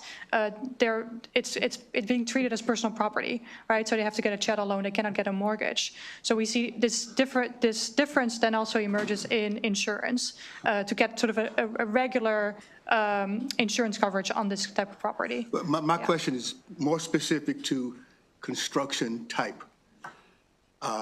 Because like I said, the lot owner owns the lot. He builds a house, manufactured house on a lot.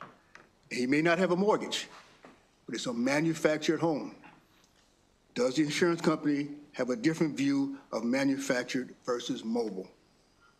I don't know. I think you should ask the insurance industry that, but I think it's a really important question that came out of today's hearing. All right, another question if I may, Madam Chair. Yes. I see there's a lot of discussion about the rise in insurance premiums. I'm looking at the map of the rise in insurance premiums. It doesn't look like these increases in insurance premiums are based upon sea level rise or forest fires.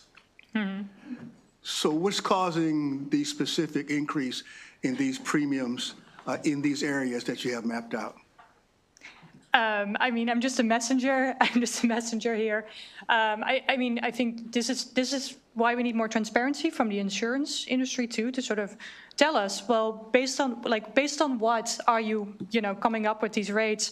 What does your profitability look like? How many claims are you denying?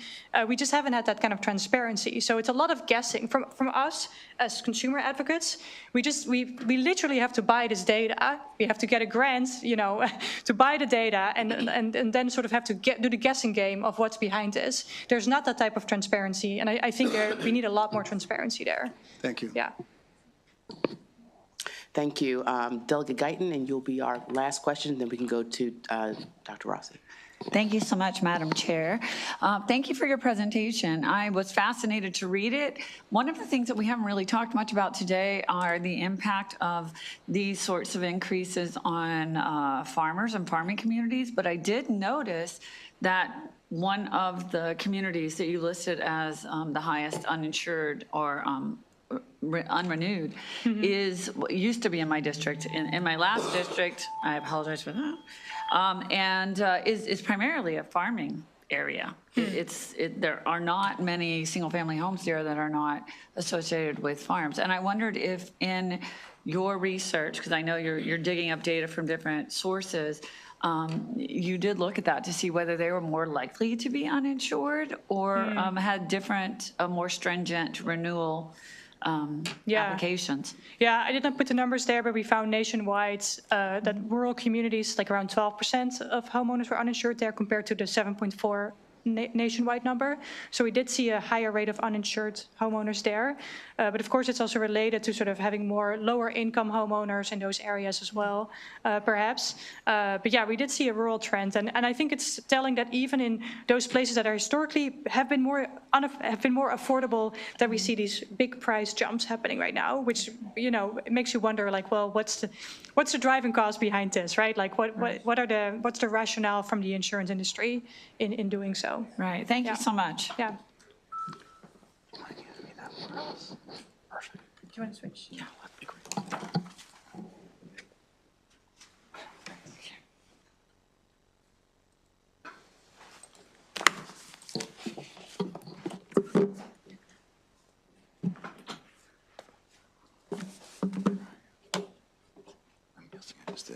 All right. Vice Chair Boyce, members of the committee, thank you for inviting me here to talk a little bit about homeowners insurance, affordability, and availability. It's a topic that's near and dear to my heart as the director of our Smith Enterprise Risk Consortium at the Robert A. Smith School of Business, University of Maryland. And I spent a lot of time working with my climate scientist colleagues up on campus. I actually teach a graduate course in climate models and analytic tools that I think will be fairly relevant to the discussion today. And beyond that, I like to think of myself as a recovering chief risk officer masquerading as an academic. I was in financial services for about 25 years, heading up risk management at such places as Citigroup, during the financial crisis, and 10 years at Fannie Mae and Freddie Mac, among other large institutions, and now have been at the University of Maryland for 15 years teaching finance and risk management in that department. So the problem that we have today, if we really get down to this, hopefully I don't have any operator error on this. There we go. Okay, sorry, now I got it. Is that we have in economics a market failure in the insurance market. Everything that we've been talking about today, everything that you read about in the popular press, particularly after the LA area wildfires, are all piecemeal solutions to a much bigger problem that's affecting states across the country, right? We can talk about resiliency, and I think those are important things to do right now, the short-term issues. But we are seeing, as we've heard earlier today, extreme weather events are happening, whatever you want to call it, climate change, extreme weather, whatever it is, are happening at a pace, both the frequency and the severity of those events, that we haven't seen before. And the insurance companies, as we also heard, are unable to simply keep up with that in the pricing of this. And therefore, we have had a market failure. I like to think of it in the sense that insurance companies, when they go to price out their policies, and I'll talk a little bit more about this in a bit, they're relying on CAT models or catastrophe models, right, which have a combination of other models in there. But one of the models that they use are climatological models. Those climatological models actually take grids of the Earth, and they will then pinpoint down to the property level. What's the level of confidence do you think that those models actually have in pricing, particularly if they're driving in the rearview mirror? It's hard to drive in the rearview mirror when you don't have the data to be able to project out into the future the uncertainty that these events are happening, right? So they have a couple of options, depending on the state that they're in. They can, in the case of companies like State Farm and others that we saw in the news, tend to withdraw underwriting new policies. They can price their customers up and other things. So this is a really huge issue. And so from that standpoint, we've seen, as we've also heard today, increases in costs associated with increases in labor, material costs for reconstruction or building after an event has happened.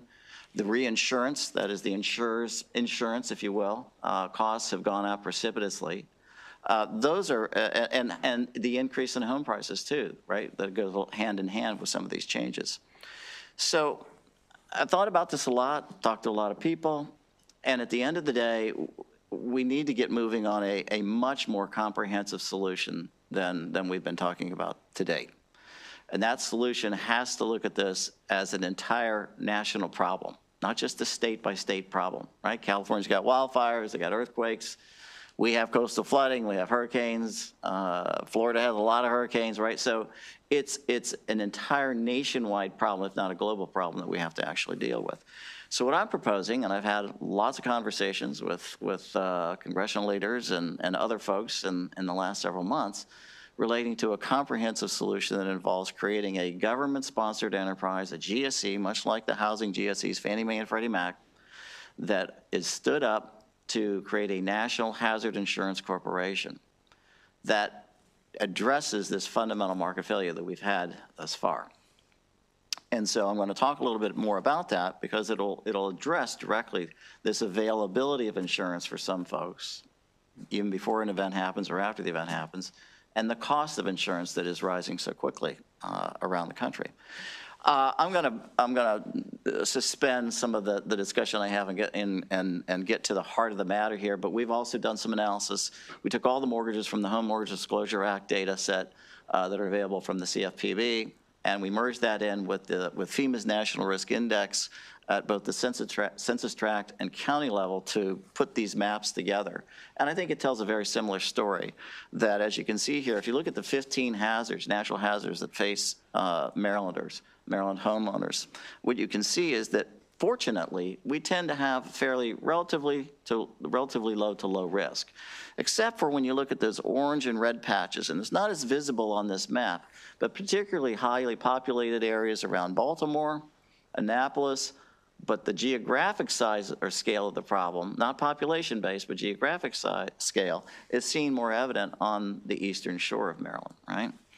The next slide does something similar, but I've created what we call our CIRC Homeowner Financial Vulnerability Index. We took a number of factors, debt-to-income ratio, how much people are putting down on their homes, among other factors that would give us an index to look at what a homeowner's financial vulnerability looks like. And we can kind of score them out that way. And then we map them back in to this National Risk Index data. What you see is that when you overlay where the natural hazard risk is and where the homeowners are most vulnerable, again, we see the populated areas like around Baltimore and Annapolis, but again, also on the eastern shore, where if you look at the county that I live in is Dorchester County. Used to have a vacation place up in Kent County.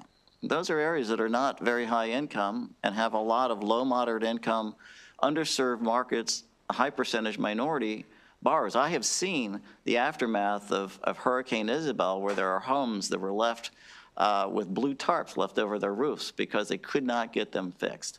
And this is again, an existential threat to all of us that are homeowners in this country. Some of the things that I want to point out, right? You think about the vulnerability on homeowners these days, right? You've got home price increases so that young folks can't really afford to get into their first home. The average age of people that are now going into household formation has been pushed out because of these kinds of things. We see higher mortgage rates, right? If you go on to Freddie Mac's website, you'll see that the average fixed rate 30-year mortgage rate is about 7%. Just a few years ago, it was about 3%. That's a big change in the PITI. Taxes and insurance, escalation of property taxes. We've seen substantial increases in homeowners insurance premiums that we just talked about. And so these are factors that really we have to take into account. It's not just about the homeowners insurance, it's the all-in cost associated with owning the house, of which property insurance is a big issue. We already talked about rebuilding costs, what's driving these up. I'm not going to talk about that. Reinsurance costs, the higher insurers loss. We heard about the NOAA $1 billion plus events that have been happening over the last 20 years or more. But model risk is something that, unless you're a quant or somebody like that, you don't really hear a lot about it. But it's important because it underlies how these companies are actually pricing this risk. As I said before, P&C insurers are using catastrophe risk models to do this. Those models are not as precise representations at the property level as you would otherwise think they are. The climate model vendors that put these out there that then go into these CAT models would like to have you think that they're very accurate, but they're not. And you just have to kind of understand that. So the other thing, the current solutions, right? We've heard a little bit about like California's FAIR Plan, Florida Citizens Insurance. Those are not viable options financially long term. again, if you look at the stability of each of those, again, pooling of insurance and these other concepts aside, these plans have not been very viable or supportive for their constituents. Financial incentives to attract small insurers into states, yeah, we could do that. Financial support to invest in climate resilient structures, raising heat pumps, elevating them, right, to kind of keep them away from coastal flooding events, hardening windows, all those good things. I mean, they're great. There's no question. But they will not address what's happening right now around us. I hate to say it this way, but we're kind of like a frog in the proverbial pot while it's boiling. And unless we get going on something that's a little bit more comprehensive, I think all we're talking about are piecemeal Band-Aid solutions to the problem. So what I like to talk about is, this National Hazard Insurance Corporation. Again, precipitated by the fact that we've seen this market failure. And so some might say, well, wait a second, there's a catastrophe bond market out there. Can it support all of this? And the answer to that is no, it doesn't have the capacity to do what we're seeing coming at us. So the basic idea here is that we would create a new government-sponsored enterprise, not a federal agency, all right? I want to be clear about that, but a new government-sponsored enterprise that would be off the books, and it would actually carve out the NFIP, and if you've studied the NFIP's history, it doesn't have a very good financial history either. And so from that standpoint, it would take it out of being a fully funded federal agency and put it in the hands of a government-sponsored enterprise that's staffed with the right technical and financial resources to evaluate these risks better than what can be happen today. But beyond that, it puts it on steroids by expanding it out, expanding this new coverage to include all major perils that are available, that are out there today, right? So it would include hurricane, it would include coastal flooding, it would include wildfire. All of those major events and more would be incorporated into this. Now, the insurance companies might say, well, wait a second, what happens here? We've got another, GSE that's taking our business away. And I'd say no, because here's the deal. When you lose your homeowner's policy, you lose it all, right? You lose the part of the policy that isn't hazard related, that isn't natural hazard related, the trip and fall, the theft, that sort of thing. That's a big deal. This would actually split that apart, right? So we'd bifurcate the homeowner's policy into two pieces. You would have a standard policy for all of the non-natural hazard types of events, and then the hazard insurance policy that would be issued through the NHIC. So what does that get us? What it gets us is that, again, remember what I said, that the insurance companies and even the reinsurance companies have a huge amount of uncertainty as to how they're pricing the actual risk that they undertake. And by the way, as an ex-risk manager, I get where they're saying. You have to price that risk out or they're not going to be a viable business going forward. But there's such uncertainty around that, the distribution around sort of what that pricing looks like is very noisy. And so from that standpoint, what the best and most suitable taker of that catastrophic risk would be a GSE that's been capitalized appropriately to take that risk on, much like Fannie Mae and Freddie Mac do for credit risk today in the mortgage business. And so on the back end, they would retain that risk, but here's the novel part of this.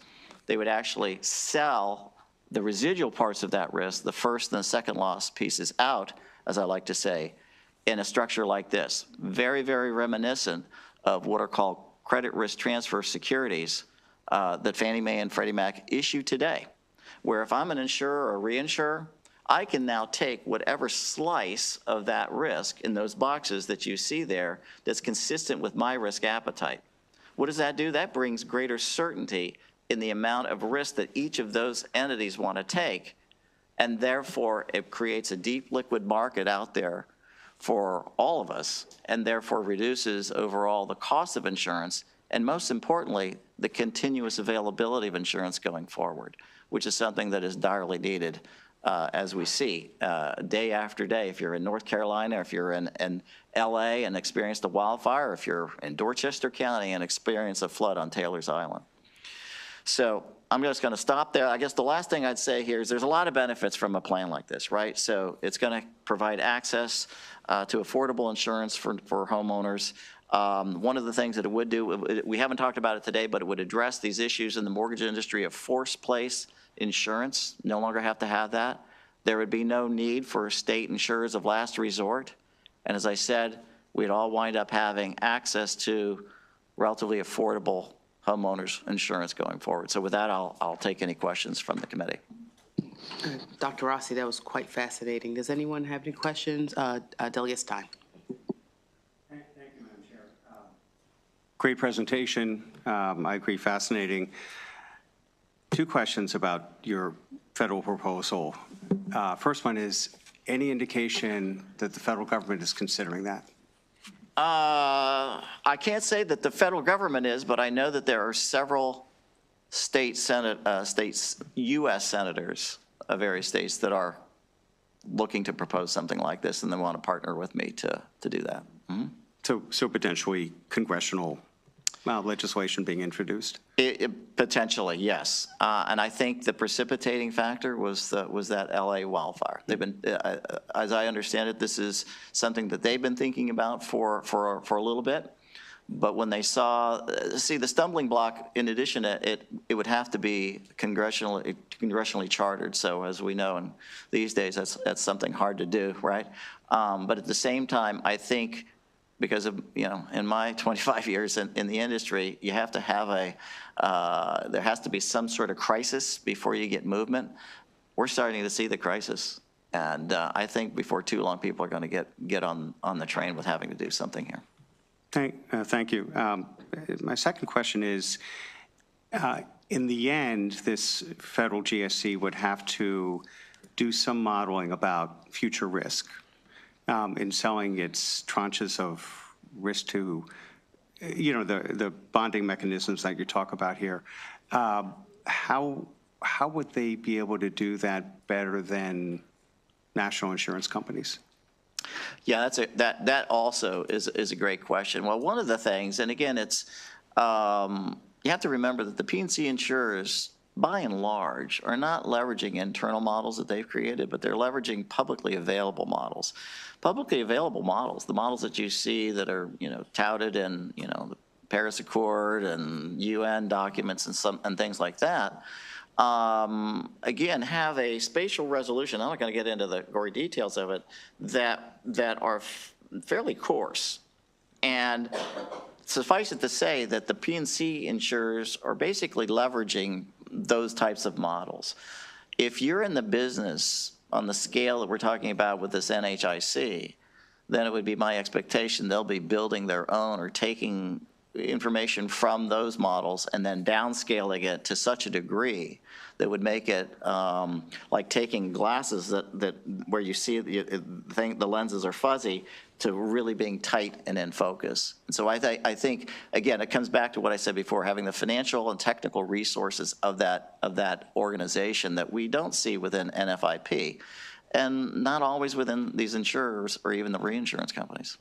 Okay, thank you very much. Delegate Lewis, and Delegate Lewis will be the last question for our panel. Thank you, Madam Chair. Thank you so much for your presentation. Really a lot of food for thought. So it's clear that, as you mentioned, state insurance programs really aren't sustainable. They won't make it just won't help. That's discouraging for a state legislator to hear, just so you know, because we get energized by ideas and opportunities to help people here with the tools that we have. It's quite frustrating to hear that we might have to depend on the federal government to do anything for us.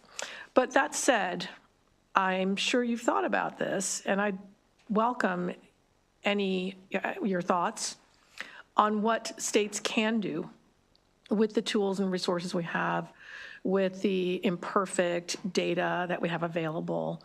I'd really appreciate that. Thank you. Yeah, absolutely, and I sympathize with it too, right? I think the biggest issue with what I'm proposing is what I said earlier. You're going to need to have congressional support, bipartisan congressional support to push that through. That's not going to happen within the next 6 months, year, even so, right? It's just it's there, unless again there's something that comes down the so dire that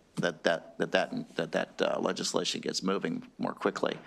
From a state perspective, again, and you can study any of those, the two big plans, right? The California plan and the Florida plan have just,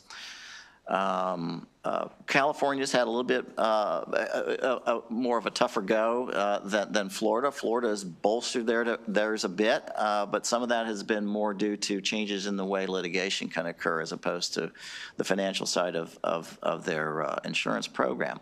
Having said that, if I were starting somewhere, and this is going to sound self-promoting, it does not, I don't mean to say that in any way, but you've got an awful lot of technical resources at your disposal at places like the University of Maryland, College Park in particular. I work with some of the most preeminent climate scientists on the planet, no pun intended, because these folks know sort of all the dirty little secrets that are going on inside of these models. They could help inform or guide the MIA, for example, in, say, selection of vendors. We've done that before for companies, at the business school, selection of vendors for climate models and things of that nature. We can, we have one of the highest rated public business schools that's out there. We can help with those kinds of things. And we have, again, like I said, our Smith Enterprise Risk Consortium. So there are resources that could help sort of guide the committee on these kinds of things, and as well as the agency. But I think it's one of those issues that I'm supportive of anything that we could do. I'm not saying that the state programs, that it's a non-starter. I'm just saying we have to be very careful about how we set these up, because they have, over time, shown to be not as viable as they could otherwise be. Thank you. Thank you, Madam Chair. Mr. Chair. I got here just in time to say, everybody, we will be back here at 1:45 for our next briefing. Thank you all for being here. Have a great 14 and a half minutes.